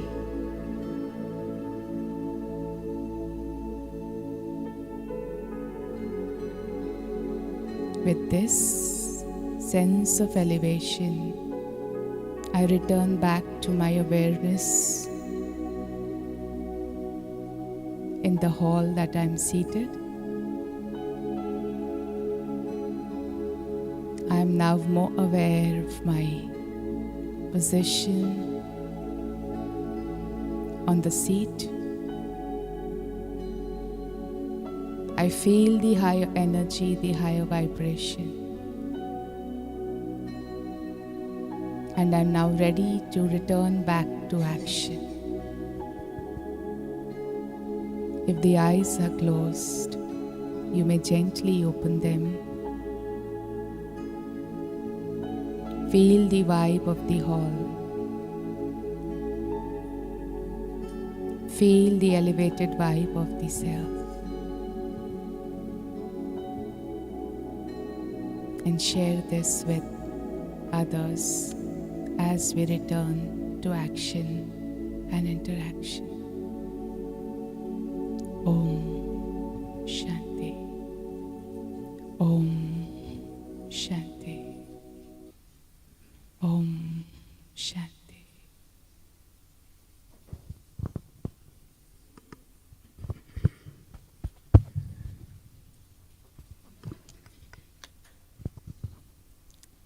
So, how was that experience? Wonderful? Peaceful? How many did meditation for the first time? Okay. So I think we feel that energy, our mind slows down and we experience the stillness, and even the environment kind of contributes in that.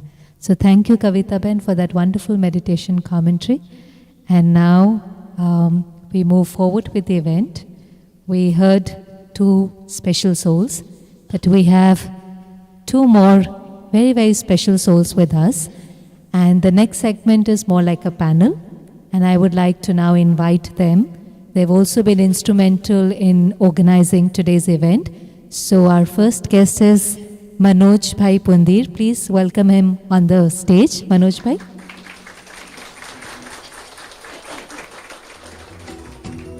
So I would like to briefly introduce you to Manoj Bhai.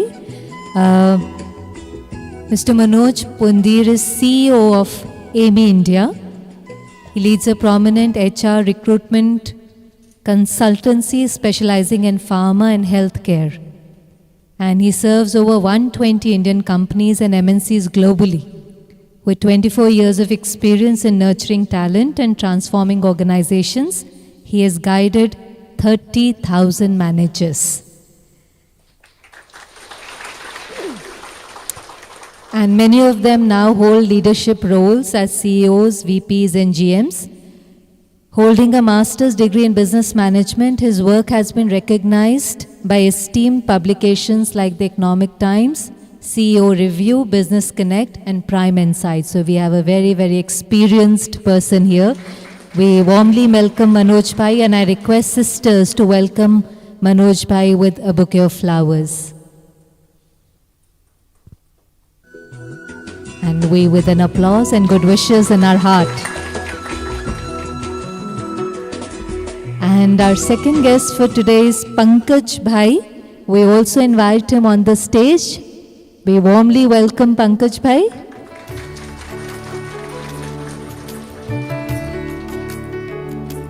Brother Pankaj is CEO of Adonis Lab that boasts a 39 career in the pharmaceutical industry, rising from medical representative to leadership roles at companies like Lupin, Sandoz, Torrent, Ipca. His expertise in sales, marketing and HR drives growth. He is a philanthropist and writer, and his leadership blends integrity, strategy and compassion. So another very, very powerful soul here. And I believe we have a lot of people from the corporate sector here. I request the sisters to welcome him with bouquet of flowers and we with our good wishes. Brother Pankaj.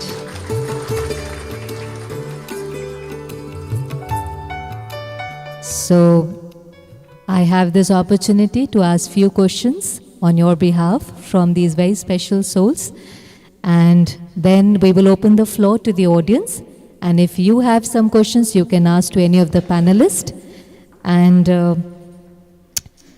I will ask simple questions, but if you still don't like, you can pass it on to your friend. So I would like to ask the first question to Brother Charlie, and then we'll take it forward. From the talk, Brother Charlie, we understood that, we are creating all the pain. People can trigger it. It could be that somebody has cheated us or betrayed us or lied, but we are the ones who are creating the pain, and we've understood that, and we want to let go, we want to forgive. And we sometimes sit down and really do it, we forgive the other person. We do it intellectually, but then when that person comes back in front of us, we again feel all those emotions. So how do we really do it? Like, how do we forgive and forget and move on?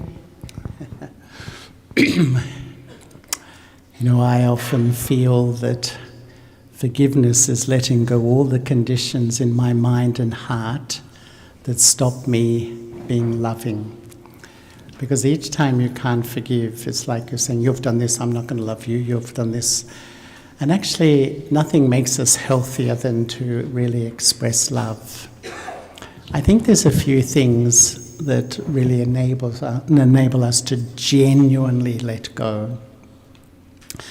And the first for me, just my own personal experience is, when your relationship with God is not just a belief, but really like, if I can use the language, God is like the lover of your soul. It's like the beloved in your life. And when when you feel that love so deeply, it doesn't seem so important anymore what has happened, and we can really let go, because it's like a decision. I'm going to let go all this bitterness and anger and hurt, because whose life is affected? It's me. And the power of that relationship with God is definitely, to me, the real key to genuinely moving on.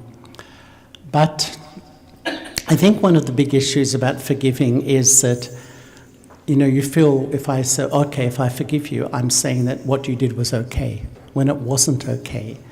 And I feel it's possible to say that, I want to let go of this pain and stuff that I'm holding on to, but I didn't agree with what happened. I don't agree with those values and behaviors, but for my peace of mind, I'm going to let go and move on. Because sometimes we feel, if I say, okay, I'm forgiving, I'm saying what you did was okay when it wasn't okay. But it's not a small thing. I think we can forgive to a level, but sometimes there's some things that some people just find so difficult. And that's where really, to me, at the heart and soul of Raja Yoga is this living relationship with the divine. And that love, that closeness, I think it enables you to almost let go anything of the past and move forward spiritually. It takes practice, of course, but the key is that relationship. So only when you are healed can you forgive. Well, I think the forgiving heals you from those angry, negative, bitter, and they really have a big negative effect on quality of life. Thank you. Yes, you can clap if you want to. You don't have to clap. I would now like to ask Manoj Bhai. There's so many from the corporate field sitting here. And sometimes when we see today's generation, they're quite ambitious, which is a good thing. And sometimes they have a goal and they want to be successful by the age of 30, want to have their own home, want to have a successful career. And is it okay to have such a goal, or are they putting a lot of pressure on themselves, because then it tends to impact their health, their relationship? So what are your thoughts on that? Should we have those kind of goals, or how should we take the journey forward? So, very nice question, Sister Shreya. So, if we see around 50 years back or 60 years back, in the industrial revolution era, when our fathers and maybe our uncles, they used to have a profession and they used to work for one organization and used to retire from the same organization. But today the era is different. When the student is 24 years, 25 years, he has an ambition that, well, by the time I'm 30 years, I should have I should become a manager, senior manager, or I should have my good bank balance, and even by the time I'm 35, 40, they think of retiring.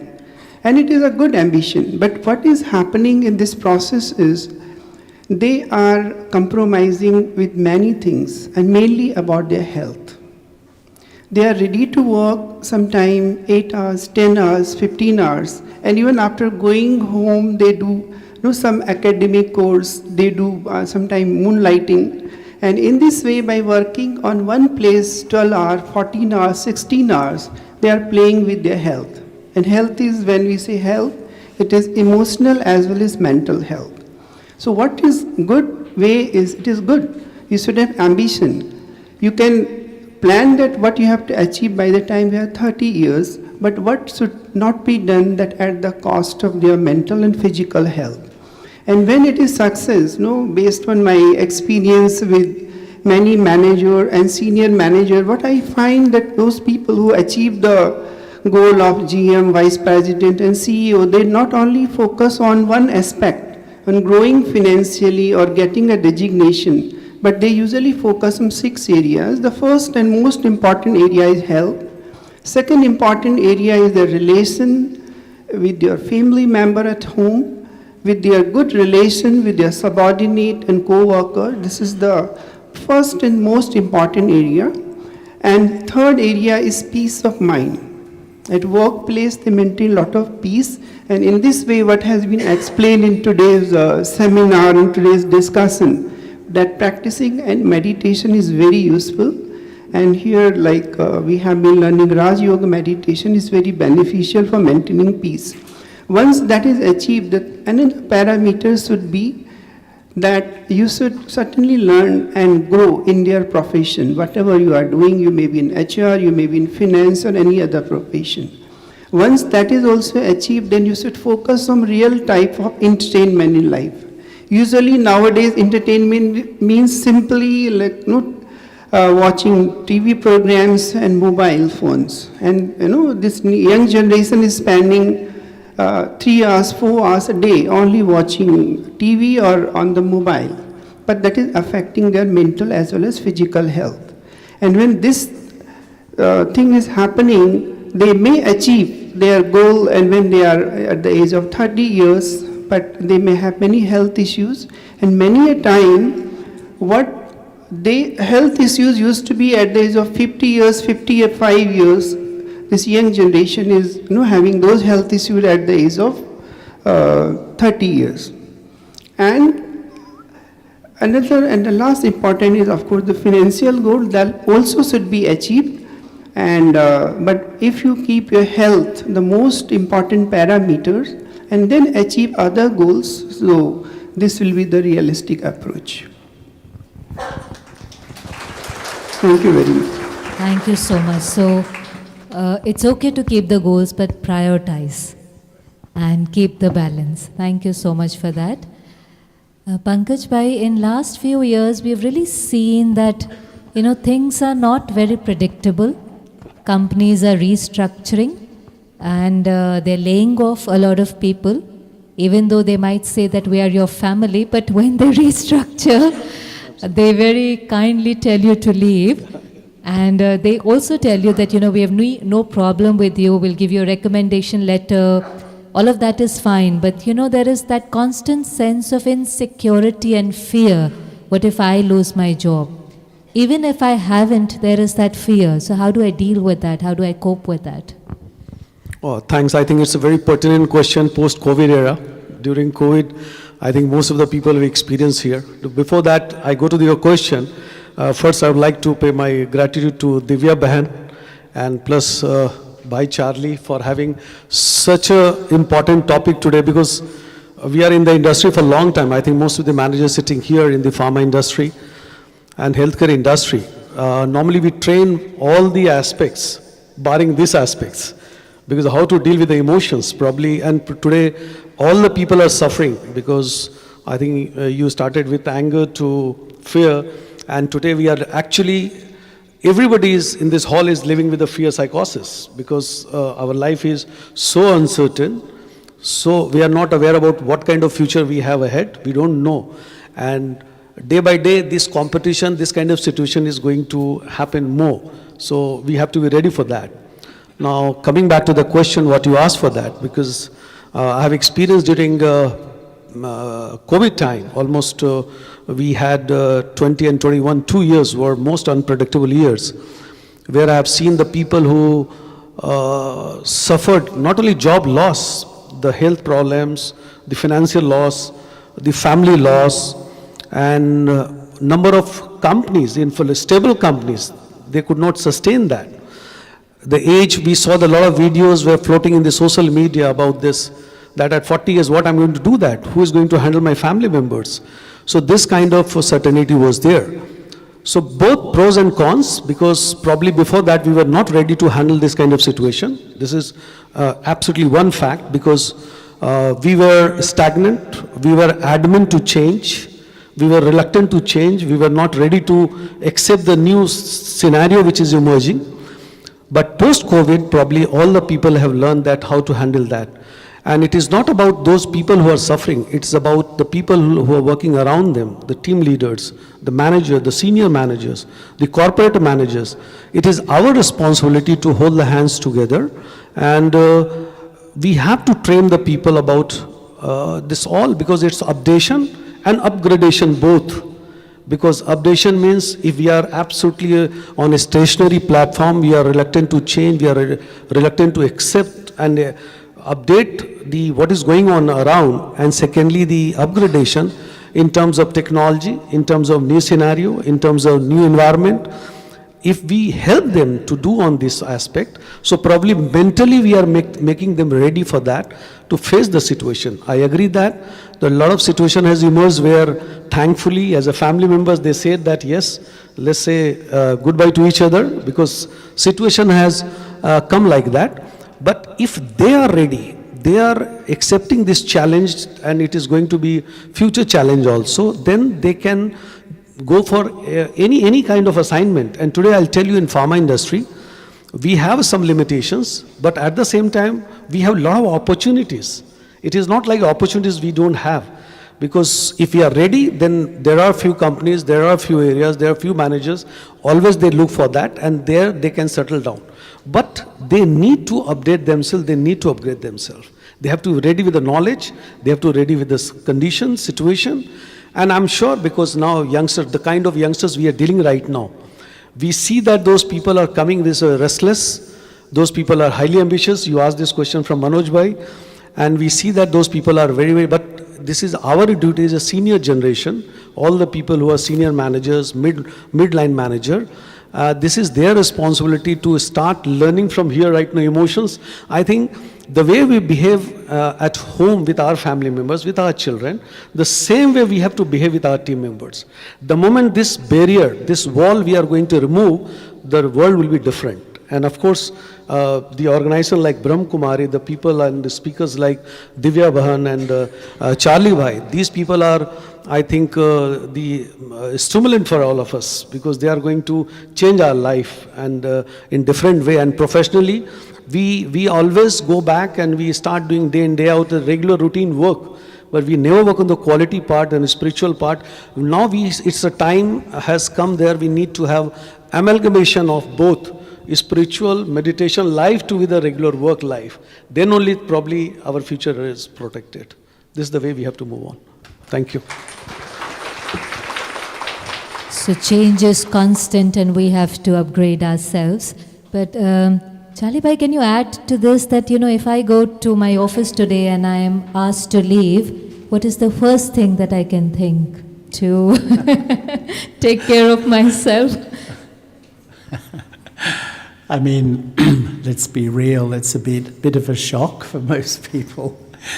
But just listening to Manoj Bhai and Pankaj Bhai, I think it's a very deep thing. We have to find a balance in life. I have a friend in Sydney he's a writer actually. He was in advertising and he became the world's biggest writer on meditation, the calm technique. And about 10 years ago I asked him, what's the big issue for professionals all over the world? Because he's always researching where the mindset of everyone is. He said balance. Because mostly in the past it was work and family. But the third factor is me, giving time to me. And really I think it's a strange thing in life that I feel today the way the human mind is if I stop and I really am serious about giving time to me, the mind wanders into all the things of the past, worry and fear and what's happened to me and how people have treated me. So we just keep rushing. Busyness is actually, a form of denial because, it's sort of a form of suppression in a sense. Just keep busy, because if I stop, my mind starts to go into unpleasant places. So just keep rushing, just keep running. And it's a sort of a very deep thing, actually, we're talking about. But on the other hand, I think we have to be very compassionate. We've all been living in this culture of do, work, and then we work our whole lives, and then we sometimes feel, well, I've worked my life, I've given so much, but I feel a bit empty. I don't feel happy. I'm not fulfilled as a person. That's a bit of a scary thing. So people just keep rushing because I want to suppress those negative thoughts. And that's why it takes time. Like if you lose your job, it is a bit of a shock because why? I've identified I am the job. Who am I? I am a manager. I am. No, I'm not. I'm a soul actually. But because my identity is so ingrained in what I do, that's why it shocks me. But the more you have an identity of who I am, and in a way I'm an actor playing my role, it's not such a shock actually. Because the reality of life is we all have big challenges. So, excuse my throat, I really do feel the key is balance, and it's not so easy because to give time to yourself is a reprioritization. Excuse me. Can I add two points? I'd like to add when we talk about that, it is a shocker when somebody calls in the HR room or in the office and then say that today onwards you are not there. I have two scenarios. The first scenario, because everybody knows what is coming in my way. If somebody does not know, it means he's not well prepared or he's not ready to accept the things what is going to happen. Because ultimately, everybody has to be productive. And the productivity is not happening in his life. and he's reluctant to move on that. So that scenario is going to come, and there is no question of shock on that. Second, even if it is coming like a shocker, that yes, suddenly something has happened, so that times that person has to reboot himself or herself and start a fresh look and first analyze where the past experience was, where the gray areas were there, where were the gap, and address those gaps and start a fresh look. So this thing should not happen again. So that's the way we have to handle the life. Yeah, but I think the first thing is that we need to be stable to able to kind of do all that work, but then I agree. And we live in a society where overwork is glorified today. We kind of identify with it. And when I was listening to Brother Charlie, I was remembering this one time there was this writer who'd written a book and it was a bestseller. And his wife was working in some field where she would know that which books are the bestseller. And his book was the bestseller for the first week. It was in US.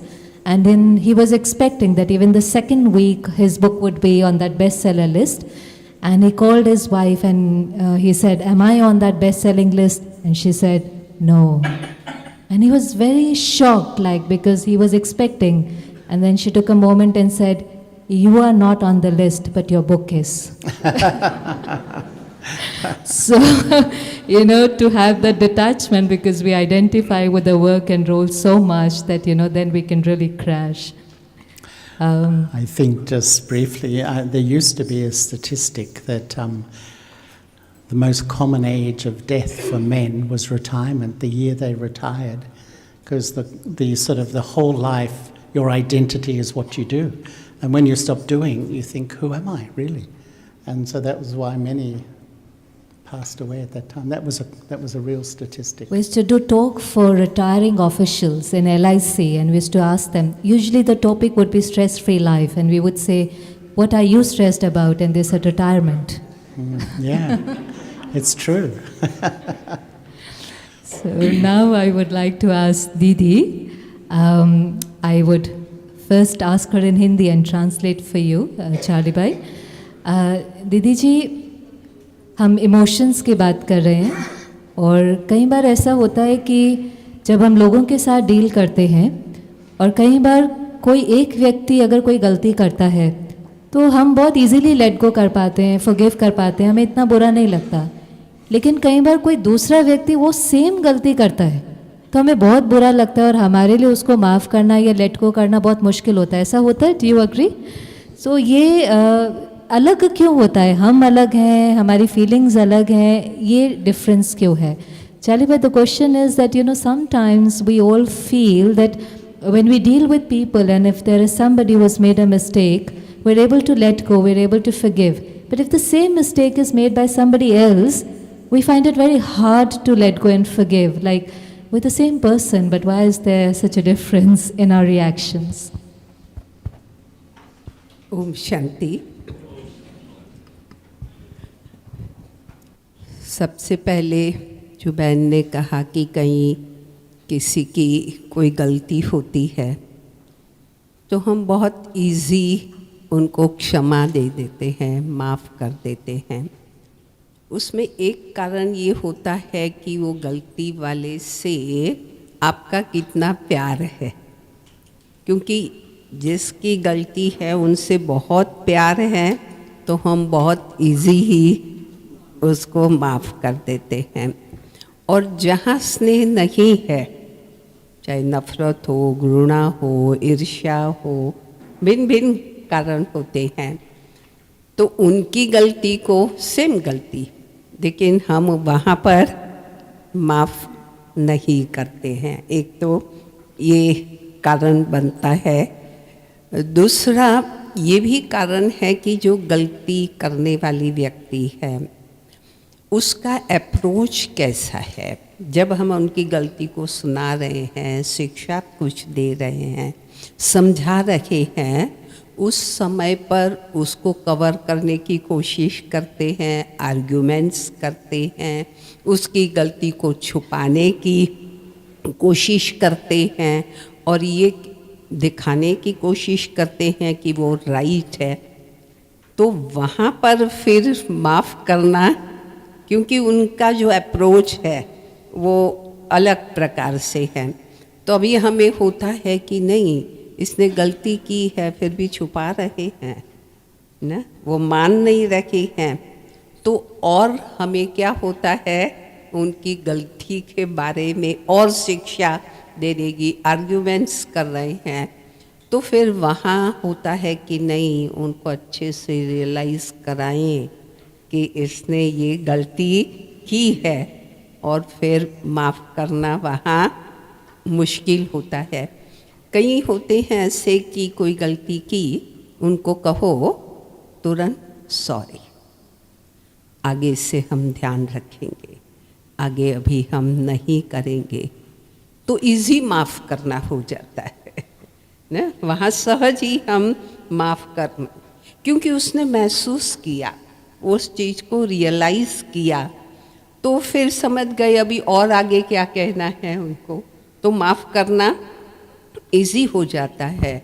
इसलिए सामने वाली गलती करने वाली व्यक्ति का व्यवहार, उनका नेचर, उनकी भाषा ना, कई बार गलती भी करते हैं और भाषा ऐसे कि अपने पर हावी हो जाते हैं, और उसका दोष कहते आपके वजह से हुआ, आपने ऐसे किया, दोष हमारे पर, तो फिर वहाँ माफ़ करना क्या हो जाता है, मुश्किल हो जाता है।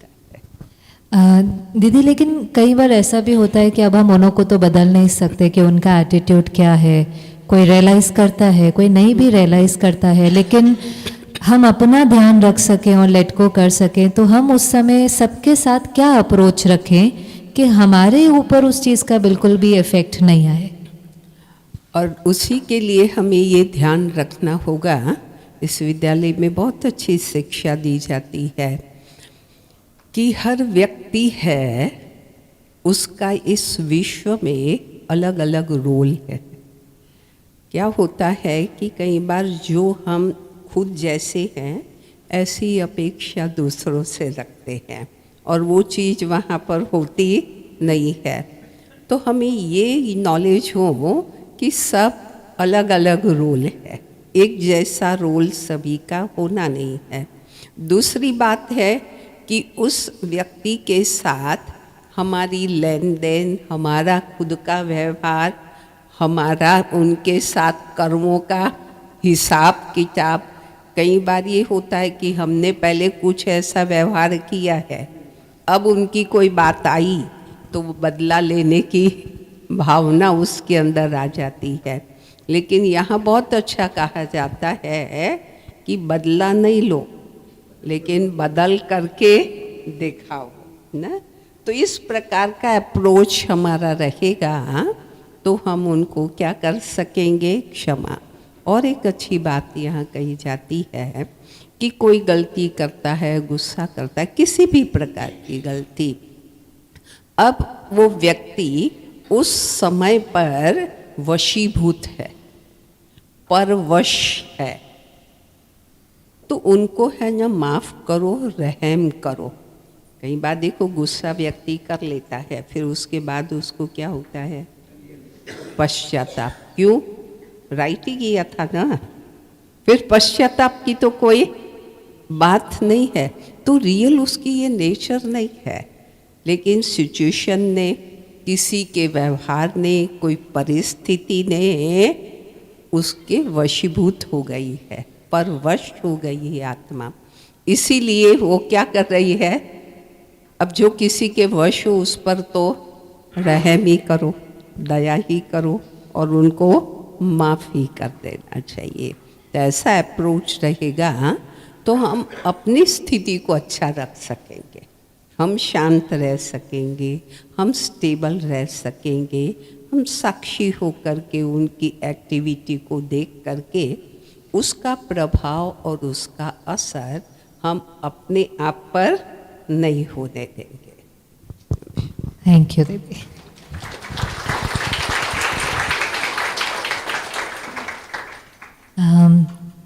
Charlie bhai, you were talking about depression, that it's increasing, it's like an epidemic, and there's 1 in every 4. And we also, have seen that, and we know somebody who's going through depression. Sometimes it's somebody in our homes, in our offices. How should we deal with them? What should be our approach? Because sometimes they're very weak and, we can get irritated and angry with them. Like, what should be our approach towards them? I think that what we're beginning to realize is that what we are inside and outside is so different. So some people appear very bubbly, friendly, smiling.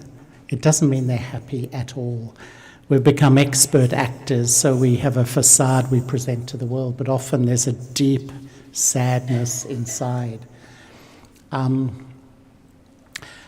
so, can you remind me the second part of the question? I'm sorry. Generally deal with people. We come across so many of them who are suffering, going through this sadness. They're in so much pain.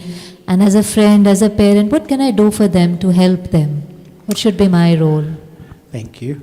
I feel that one of the things I've learned from the Brahma Kumaris is the power of seeing good in people and the power of pure feelings and good wishes and pure feelings, because all of us know how we struggle inside sometimes with certain things. And we can be so judgmental of each other, so critical.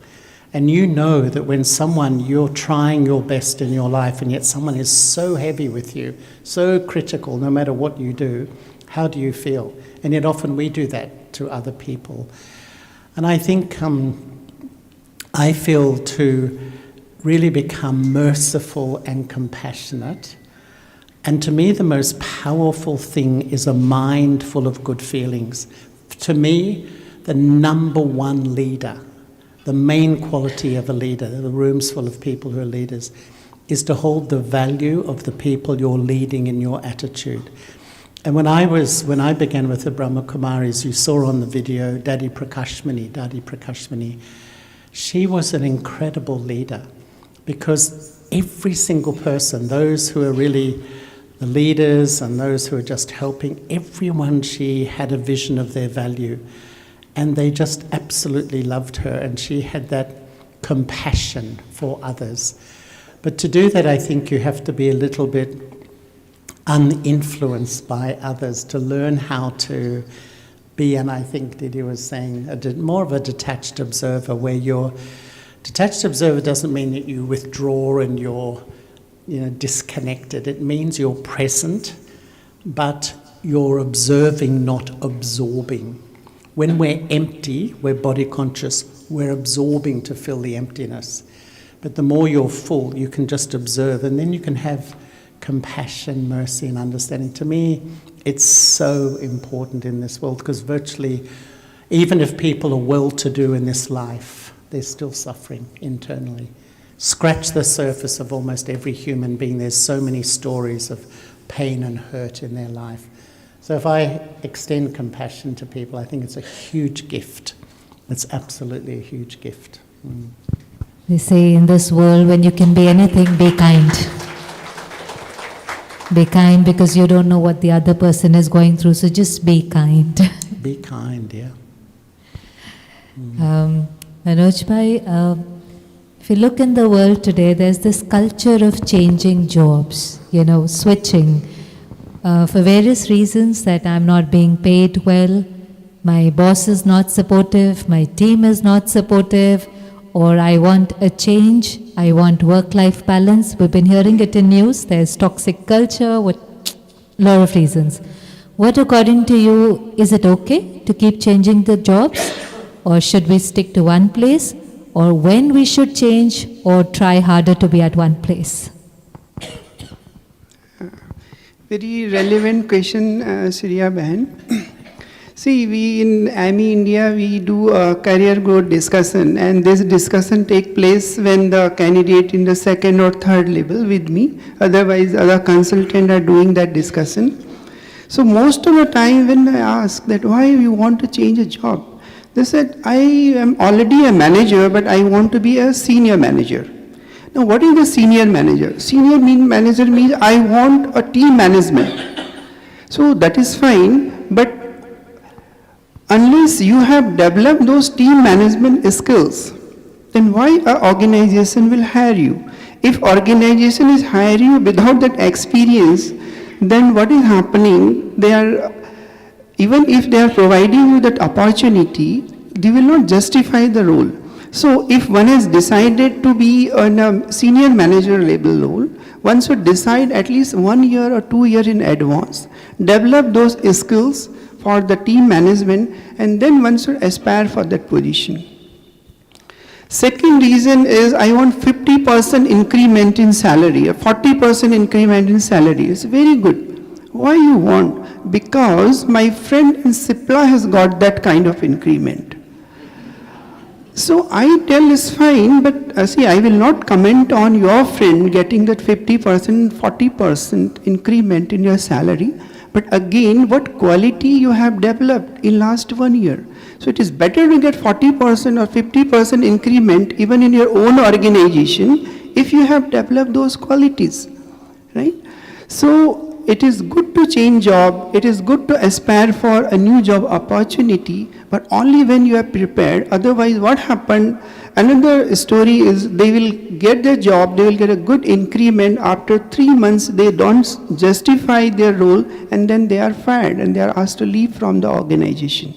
So better, you should certainly change a job, get a better role or senior manager role, but you should plan in advance, develop those qualities, take the help of some mentor, and then you should acquire those qualities. And there is most of the time, if you have done that, there is all possibility their own organization will give you a good increment, senior manager role, and also a team management role. Thank you very much. But what if I feel suffocated, like my boss is suffocating me on a daily basis? Is it okay to leave? I think we have enough discussion where Charlie Bhai said that you should not give your life and your mindset in the hands of others. So considering this, when your boss is, you can say, people say, you start torturing me now. This is the stage. So in fact, boss is not torturing you. I will tell you a real example when someone approached me for the same reason, that my boss every day he is getting angry with me. And he is appreciating other but not appreciating me. So I told that person, think with cool mind. See, if the person was, we call it group product manager, means more than a manager. If you are already a group product manager, then that your boss has some more expectation from you than an ordinary manager. And if you are not fulfilling that requirement, there is all possibility your boss will have disagreement with you. Your boss will certainly suggest you new things to do. So the best way is, in such case, you should go to a boss, right? Have a coffee with the boss and try to understand that what he is expecting from me. And there is all possibility, in such cases you will able to understand what your boss is expecting. And after that, take the help from that boss only, that what steps one should take for that. And if you are doing that, there is all possibility that rather than your boss getting annoyed and angry and you changing a job, you can work for the same organization. See, I will talk about one more example of my own organization. We have consultant, and there is one consultant called Salini. Every month she will come and ask me what improvement I have to do. So I asked this. Again she came, what other improvement I have to do? This. Third time she came because she was already doing well and extremely well. I was really not having any reason what improvement I should suggest to her. So I asked her, what you do this time, we'll do different way. This time you find out what improvement you have to do. Come to me and maybe I will suggest like what other improvement you have to do. So this kind of situation may be with anyone, and I think one can manage this way very well. Thank you very much. You know, because we live in a culture where we want to leave, we want to change our jobs, then we want to change our partners, and we want to just change and change. So, Charlie Bhai, when is that right moment to kind of walk away? Is there ever a moment, or we should always try and harmonize our sanskars? We should always keep trying, or is it okay to sometimes walk away? I mean, it really depends on the situation, doesn't it? But mostly, I feel we should try and stay and change, because it's a world full of challenges, isn't it? There's so many challenges and obstacles, and if we keep running away from everything. But sometimes, as I said, if some culture in the workplace is absolutely toxic and it's changed, then change is okay. But normally, as we're saying, if we look at the truth of life, all life does is trigger what's inside me. And sometimes I feel today, because we're all quite body conscious, meaning we're empty. The mind is like a vacuum cleaner. And it needs something. So if you give me love, I take that in.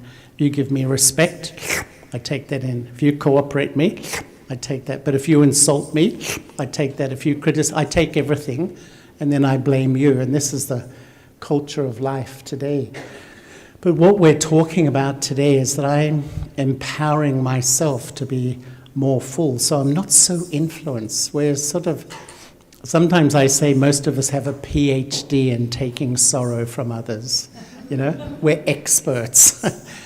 And we blame them, but it's actually me. And that's why I think to try and stay in situations and bring transformation in myself, I think spiritually is healthy, but there may be some situations we need to walk away from. Thank you so much. And very briefly to Pankaj Bhai, in this culture of social media, what do you think our relationship should be with the technology? Because we can't do without it. But how much time should we spend? Because sometimes, when we're on social media, instead of inspiring us, it's making us more miserable. Is that right? And what is that we're doing wrong that, instead of feeling inspired, we feel more miserable? So how should we approach social media and technology? What are your thoughts on that? I don't know. It's a very difficult to answer. Because today, in this world, and especially youngsters, because they are shifting from, by the time we chase and we shift to one platform, they shift to another platform. We are struggling in Facebook and others, and youngsters are going to Instagram and other Insta Reels and all, so they're miles ahead. It's very difficult to train them. But yes, I think today the scenario is like that, situation is like that, because the family values, because the most important factor when we live in one environment where we are living together, mostly in Indian culture where all family members, even though we are a nuclear family, disintegration is happening quite fast. Earlier we had a joint family culture. But still it is the responsibility of all the family members together, how much time we can spend together. If we try to discuss, I think just before we entered here, I was talking to Manoj Bhai, that he was giving an example with Mahak, his daughter, that how much he enjoys talking to Mahak and spending time together. So if you are so comfortable with your daughter, if your wife, your parents, your mother, your father, you're spending time, giving them some, so at least by design you are ignoring those social media. But wife is seeing mobile, child is seeing mobile, father is seeing mobile, then I don't have a right to say to my children to that, you avoid the social media. I am also on WhatsApp, I am also on Facebook, I am also busy with my mobile. But of course, discipline is very important today. In family life, and every family decides if discipline is proper, and we spend time, quality time. I remember that my time with my parents, my brothers, sisters, we used to play, we used to spend time. There was no social media. But the technology will keep improving. Today we are talking about ChatGPT is 4. The AI is coming in between. So everybody is busy in that.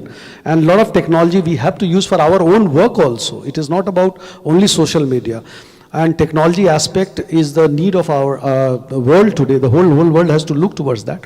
But at the same time, if our values, root, and the culture, because the sacrament lies there, and we follow those systems, by design, we spend some time, quality discussion, spending time together, like dinner together, lunch together, at least breakfast together, sometime, some discussion, some gossiping, some jokes and all the family values, relationship discussion. That time, if you deviate from there, then probably children will understand that, and those quality time can be improved. So that's the way we can avoid that. Thank you. So basically discipline, more balance, and using it with responsibility. Thank you so much for those insights. And the last question for the panel from Divya Ben. दीदी, जब हम इस प्रकार के programme में आते हैं, हमें बहुत अच्छा लगता है. हमें लगता है हम कल से मेडिटेशन शुरू करेंगे, राइट? और हम करते भी हैं, 2-4 दिन करते भी हैं, लेकिन फिर हम बोर्ड हो जाते हैं. कैसे इसको हम कंटिन्यू करें, कैसे जो चार्ली भाई कह रहे थे हम इसको लाइफस्टाइल बनाएं, उसके लिए क्या आपके इंसाइट्स हैं? चार्ली भाई, the question for it is that when we come to such gathering we really enjoy and we decide that we're going to start practicing meditation from tomorrow, but then after some time we start to get bored.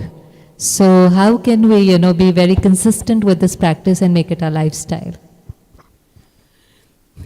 जो बहन ने कहा कि meditation की बातें जब सुनते हैं तब तो बहुत बड़ा प्रभाव होता है, इफ़ेक्ट, और इसीलिए वो उमंग, उत्साह आता है और हम स्टार्ट भी करते हैं.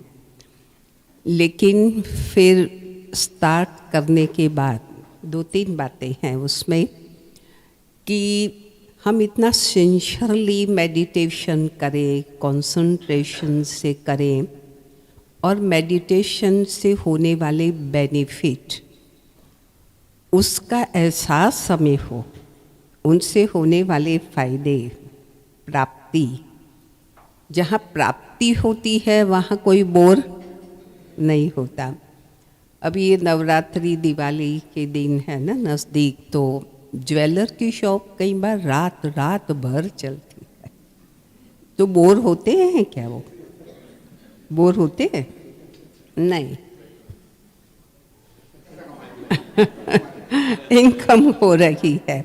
प्राप्ति जहाँ है वहाँ बोर नहीं होता. दूसरा, जहाँ प्यार है वहाँ बोर नहीं होता.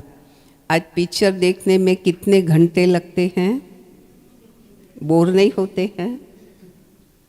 क्यों बोर नहीं होते हैं? खुद का उसमें इंटरेस्ट है. शराब पीने वाला दिन में 3-4 पीता, कहीं तो वो होते हैं. सिगरेट पीने वाले दिन की कितनी सिगरेट पीते हैं, बोर होते हैं? वो कहते हैं कि मैं सिगरेट पीते पीते बोर हो गया. क्यों? खुद का उसमें इंटरेस्ट.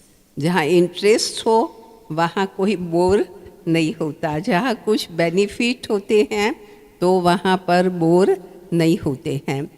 अभी मेडिटेशन एक ऐसा सब्जेक्ट है कि कुछ चीज़ें तो हमारी लाइफ में हम करते रहे हैं, लेकिन यहाँ एक तो इंटरेस्ट क्रिएट करना, दूसरा उसकी मेथड को जानकर न सिंसियरली उसका अभ्यास और प्रैक्टिस करें.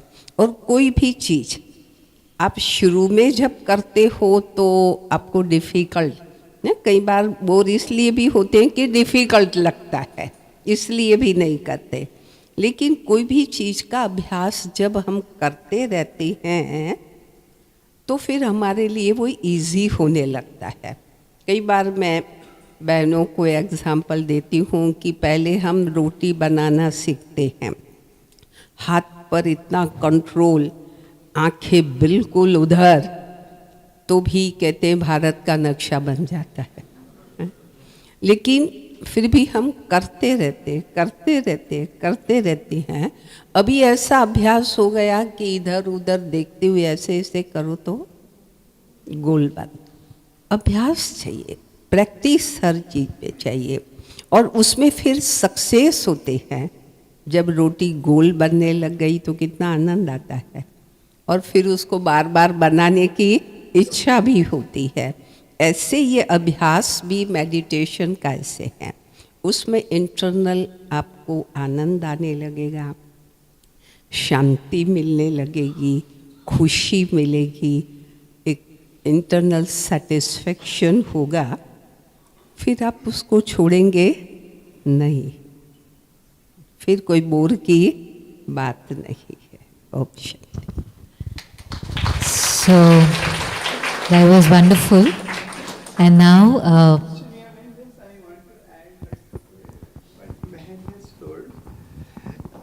You see, we have discussed about anger, no? Where Charlie Bhai has explained.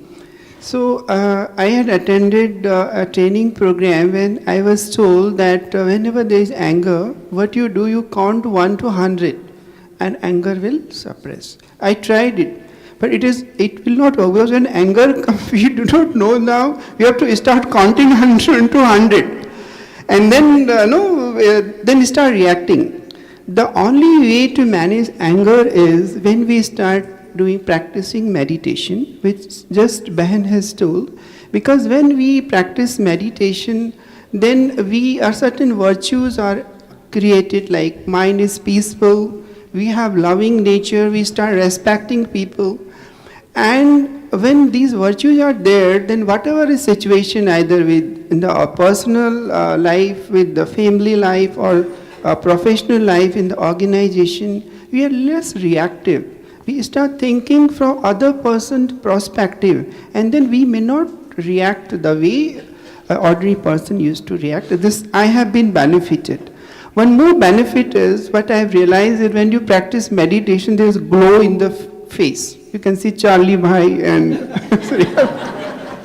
and I think mainly for female, this is one of the a compliment, a very good clue. If you start doing meditation, there is a glow in the face. And it can reduce your cosmetic cost and going to beauty parlor. So this can be one of the motivation. so if not for peace, then definitely for glow. So do practice, it may be with 5 minutes, 10 minutes, and then you can increase the time, but certainly it is beneficial in personal life, professional life, and otherwise also. Thank you very much. Now, if anybody from the audience would like to ask something, we have just few minutes before dinner. So, the men can also have the glow. Both of them together. Yeah. Would be appreciated in the men and women both together. Definitely. So, to ask one question to Charlie. yeah. Can somebody give her the microphone? It's okay, I think I'm loud enough. Yeah, okay. Yeah, Charlie Bhai, you mentioned about spiritual definition for depression. Can you just repeat that? It's sort of a mourning for the loss of my true identity. Yeah. And that's, I think that today it's like we have everything external, but who am I really underneath? And I think a lot of life is because we've forgotten who we are. We're trying to attach my sort of identity to my role, my position, my status, all that sort of thing. But they're all changeable, and because they all change, I have a lot of anxiety. Because it's not just a job, I'm identifying with it, it's who I am as a person. And that's why, yeah. Who else would like to ask something? Yes, Dilip. I have one question. Love is a very powerful emotion, we all know. And we know that it brings peace and happiness also. But I feel personally, sometimes we don't have much time to develop this powerful emotion. We don't understand it in full, and then we don't have even patience also. While all other negative emotions, we easily show. Like if I am angry, I am irritated, I will easily show to other.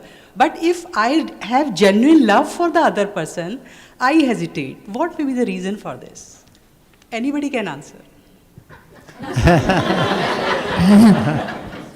We have Charlie by oozing out love.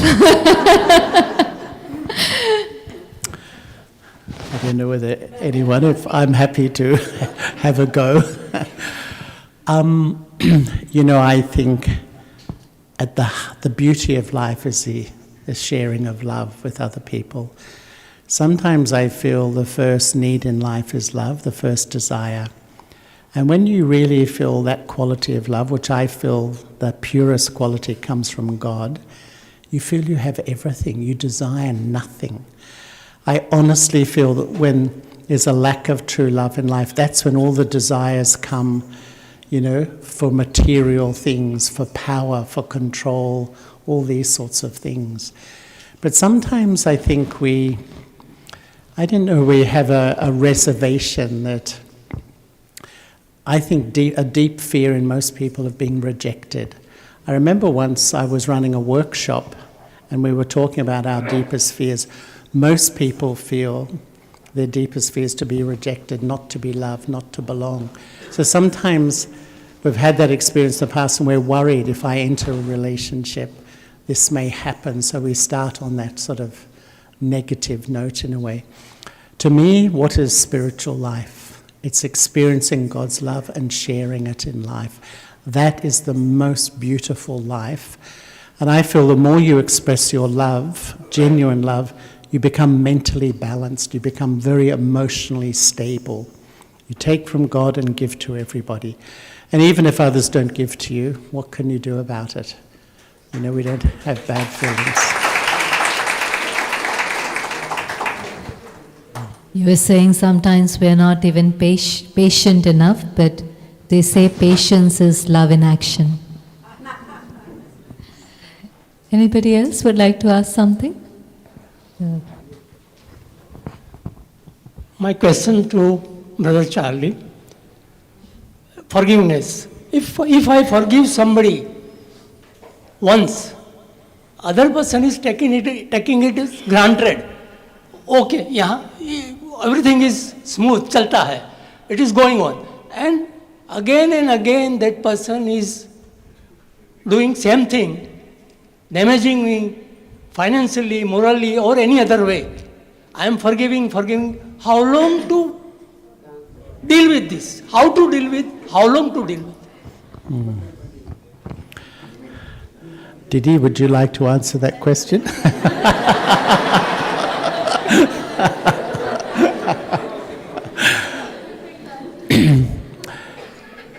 Life is about... Sorry, I'll say a few things and Didi can say something. I think that each one of us has our own account of life. I have a friend in Australia, one of my closest friends. He's a palliative care physician. He's actually an oncologist, but he's always dealing with people when they're dying. And when we're dying, there's two things on our mind. One is, what sort of person was I? There's like a self-evaluation. The other is, how did I treat other people? When you're alive, sometimes we get, maybe we want to take advantage of people, cheat people a little bit, but it leaves an effect on your relationship with yourself. If you always live your life according to your truth and your higher values, you're going to live a beautiful life, and you will die in peace. But if we decide, we're forgiven, and then, I just decide, no, I'm not going to do it anymore, I think later on we regret. Life, the beauty of life is when I live to my highest truth, my highest values, then you feel you've lived a really good life. And I think we live in a world where sometimes people are like that. They just take advantage. What can we do? But I shouldn't change my nature because someone is not behaving properly. I have to maintain my truth and my values. That's what I feel. I think if we can be loving and forgiving all the times, people don't take us for granted, but I think we've really achieved something in life. Yes. If somebody wants to ask in Hindi, that's also okay, and we can translate for Brother Jan. When somebody makes a big financial defaults with you, as Didi has said, when we try to convince him, he tries to find faults with you. And when we become aggressive, he says, you do whatever you like, Because in India, if you go to the court, your whole life will be spent in the court. So in such a situation, he just says you do whatever you like. How to face such a situation? Thank you.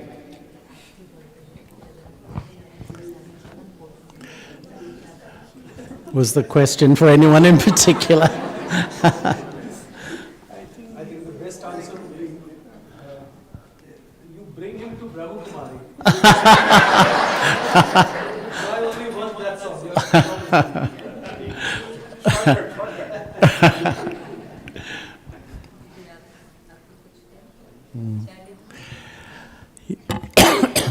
You know, there's layers of life. On the surface, you know, that person is being dishonest. But we know the law of karma, right? All of us know. You might win in the present, but in the long term, that's not a good for your future, your family's future, for the quality of your life. Sometimes in life we lose money. Is money everything? It's become, you know, in the Gita it says there is a time in history where all people value is money, and they say that's the lowest state of humanity. Look at our world now. People just think life means how much I earn and how much money I've had. Sometimes I met a man once who in London, and he was in Uganda. You may remember, it's a long time ago when Idi Amin took over. And Idi Amin marched all the Indians to the border and told them they had to leave the country. There was a lot of Indian population there. And this man was a multi-millionaire. He arrived in London with a few cents in his pocket and he said, "Oh, I've lost everything." He was in such a dejected state. But he said he went to the Brahma Kumaris and he said, "I would have never gone to a place like that, but only because I had nothing left." And he said, "I found what was really important in life." And he said, "I had to lose $10 million to find truth," you know. And sometimes life has, I'm not saying that what happens is right, and occasionally we have to use the systems of this world, legal systems and stuff, or ways, but in the long term of life, these people are the ones who lose. The ones who cheat are the ones who lose in life, really. Mm. So that was wonderful, and we'll end it here. It's almost time. And Charlie Bhai was asking us this afternoon, will they sit for 3 hours? And Charlie Bhai, they're all here. So you want more? Then Charlie Bhai will have to come back again from Australia, and we'll all have to come back again. Are you ready? I mean, so that's a warm invitation for him. Depression anxiety पे and related courses पे हम लोग बात करते हैं यहाँ पे openly, लेकिन कॉर्पोरेट वर्ल्ड में अगर आप जाके वहाँ पे बात करो या मैं किसी कहीं पे दिखा रहा हूँ साइकियाट्रिस्ट को और इस तरह की चर्चाएं भी करूँ, तो what happens then people feel that you are mad, then another anxiety starts. Next day I will be out from something will start. So this is a very tricky situation. How to deal with this kind of situation? Because in foreign countries, I have personally visited so many countries, and I have seen people are very comfortable going to psychiatrists and talking to them, and they take it very easy. But in India, especially maybe Mumbai is a little bit more comfortable, but in how described village areas or something, there they don't feel comfortable. Oh, you have gone to a psychiatrist. Oh, something goes. You are. So the mental condition, I personally feel, is getting deteriorated day by day.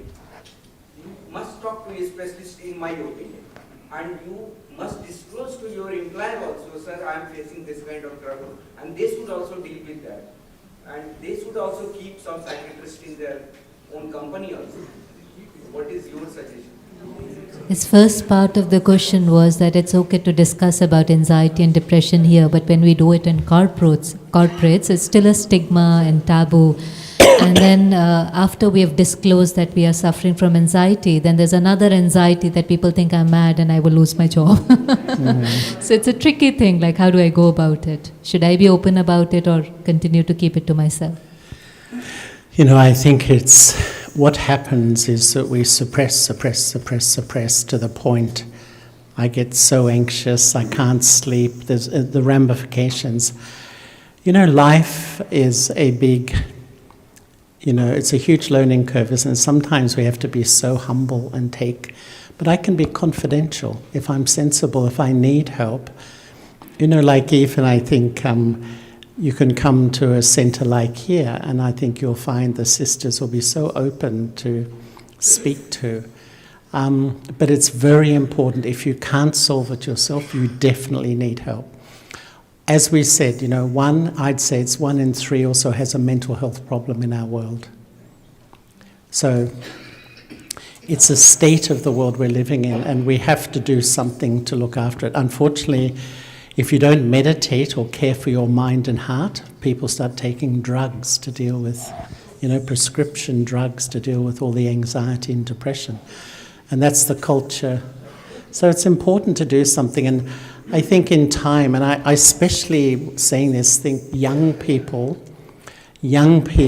I mean, we're perhaps an older generation here, are under so much internal pressure to live up to an image, be something in the world. And sometimes do they have someone to talk to about this? And it can reach extreme stages. And so I feel it's really important if we need to.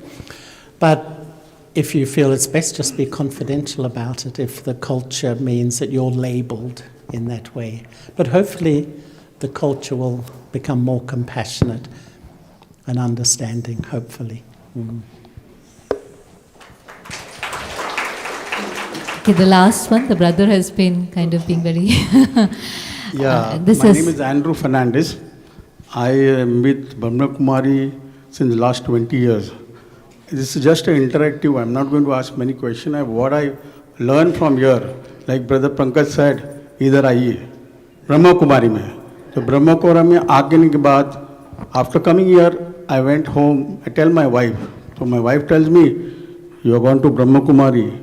You have to be like, disciplined, this, that. Now somebody asks that, how much time we can forgive? No, it is just a sharing. In my Bible it says, forgive 7 times, 70 times. So you can forgive that much time, that is Lord's preaching there. Now here I am to take your preaching and then going to practice in my life. That is what Brahma Kumari is. And I have been going to Brahma Kumari's, sisters are tying Rakhi for me, and I have developed this Rakhi into a really strong bonding with silver, this thing, and Brahma Kumaris is there. So that is what I want to share with you all. And a lot of things I have learned, how to control the emotion, how to, Charlie Bhai, Manoj Bhai and all, in professional life also. As professional, I am an IT professional, 30 years experience, I worked with all 4G companies, and lot of stress I have taken. I have released RTGS for my bank, that is called IndusInd Bank, and what pressure we had, I have gone through that. And I am taking away from you a lot of things, and from Brahma Kumaris, I am a changed person now. I was a very angry man. I have relaxed now. Thank you so much. Thank you for sharing that experience. And now Didi is being very kind. She keeps telling me last. Then she sees somebody and she says, okay, last one there. So, okay, last one.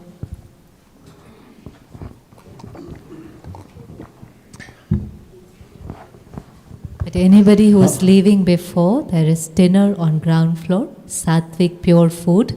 Please have it before you leave. Thank you for allowing me the last question, hopefully.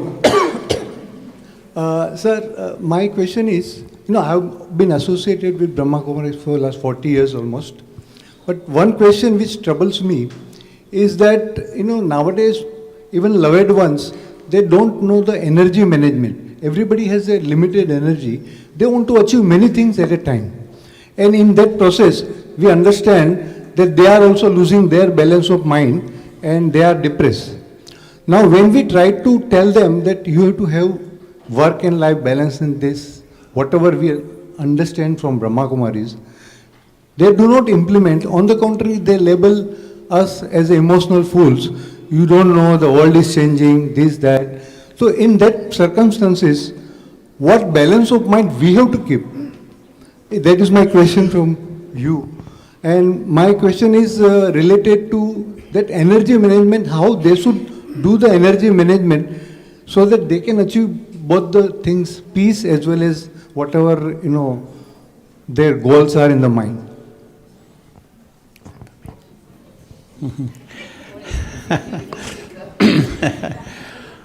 There's an old saying, you can take a horse to water, but you can't make it drink. And you can't force people to do these things. And that's why one of the things I've loved and learned here is example is the most powerful teacher. And so we become an example, then other people follow us. If we keep preaching to people they never listen. So I think that's the lesson, to become an example yourself and people observe you as well. Thank you. Om Shanti. So everybody who's leaving, if you can just stay for a few moments, because you can come onto the stage and there's a beautiful happiness card that you can collect from the enlightened speakers and also have the benefit of their drishti. And if you're really in a hurry, then you can definitely move. And lastly, we also have Sangeeta Ben with us, who is from Rosy Blue. You've heard of Rosy Blue Diamond Company. She manages the HR, and you've moved on. So very, very briefly, you will share your experience. You've just come back from Abu. You've taken few friends from Israel. So it will be a challenge to be very, very brief, because then we'll close it. Yes. I will not take everybody. You want me to come here? Hello. Hello. Well, I have moved on from Rosy Blue on my own, and there are lots of things that I keep doing. The best thing which I do is I am learning as a nascent person from the Brahma Kumari institution and evolving myself, right? So I am I'm in various professional bodies, moving on, and I had these, there is an international professional group where I am a member of Council for International Fellowship. To cut it very short, I'm just sharing with you all in this bond is that they came to me, they wrote to me and they said that, Sangeeta, we are psychoanalysts and we have got a government project to, work on meditation and peace in Israel. And when I have been trying to find the best place to empower myself to learn about meditation all over the world. I've been talking to people in London, I've been talking to people in America, and everybody tells me the roots are in India. Please go to India. And I could only think of Sangeeta if it was India, and that is how I'm approaching you.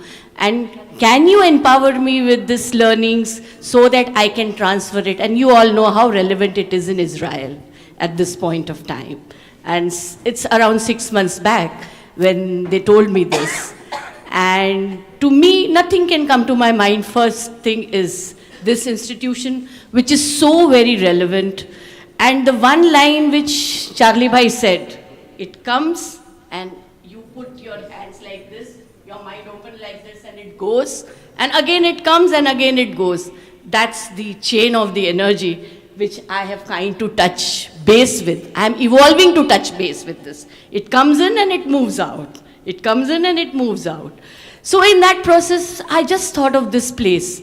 And Divya Ben obliged me of having these 3 persons who were from Israel, who were professionals, who knew nothing about meditation and Brahma Kumaris. They wanted to learn. And she obliged me by taking she said, okay, you can have them at Mount Abu. Whereas you would go through a process and then go to Mount Abu. But they were there, and believe me, they just came for 5 days for this program, and they went off in those 5 days. The experience of inhaling meditation, in and out, every day 4 o'clock, somebody was asking that, you would get bored or anything. The experience of inhaling meditation, every day 4 o'clock, we looked forward to. 3:50 they would get up, and all of us would go. And I also, it's not that, I realize that I know so little. It's very easy to say that I'm associated with Divya Ben for so many years and all, blah, blah, blah. Nay, every moment you are a learner. And along with them, I learned so much. The one thing which I want to share with you all, and they had those coaching sessions, they were amazed by two things. They were amazed by the techniques, by the education of the meditation, and they were amazed by the management and by the delivery mechanism and the sharing. Inhaling and sharing. The sharing infrastructure, the mechanism of sharing, and doing it so beautifully and effortlessly. Beautifully and effortlessly. It was so natural. They were amazed. They went with so, I would say, they were intrigued by the whole process. They have it so much within themselves. So is me, equally. And I would say that me, as well as, I was so happy that, I could give this to such a relevant place and position. They are continuing with that process. They are in touch today with that process. Kavita Ben was one of the persons whom last they met for 1 hour. They were not leaving her. And they were kind of, just hold on, and they still have.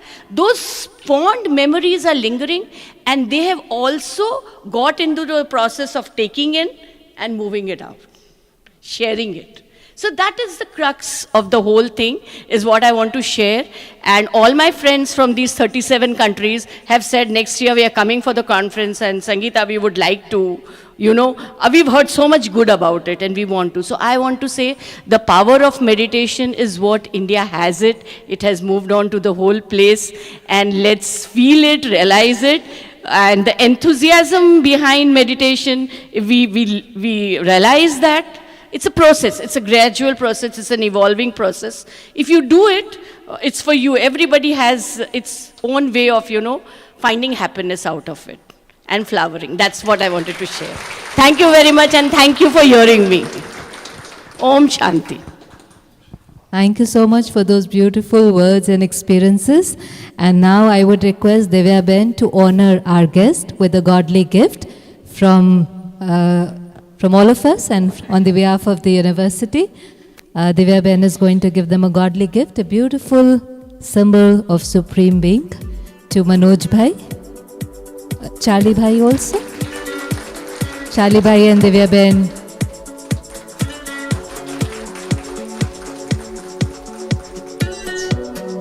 Charlie Bhai is giving a box of Toli. And also to Pankaj Bhai for giving so much time, for sharing pearls of wisdom, for organizing this. Thank you so much. It was an honor to have you. And now it will be an opportunity for all of us to come on the stage and collect our cards and Toli. And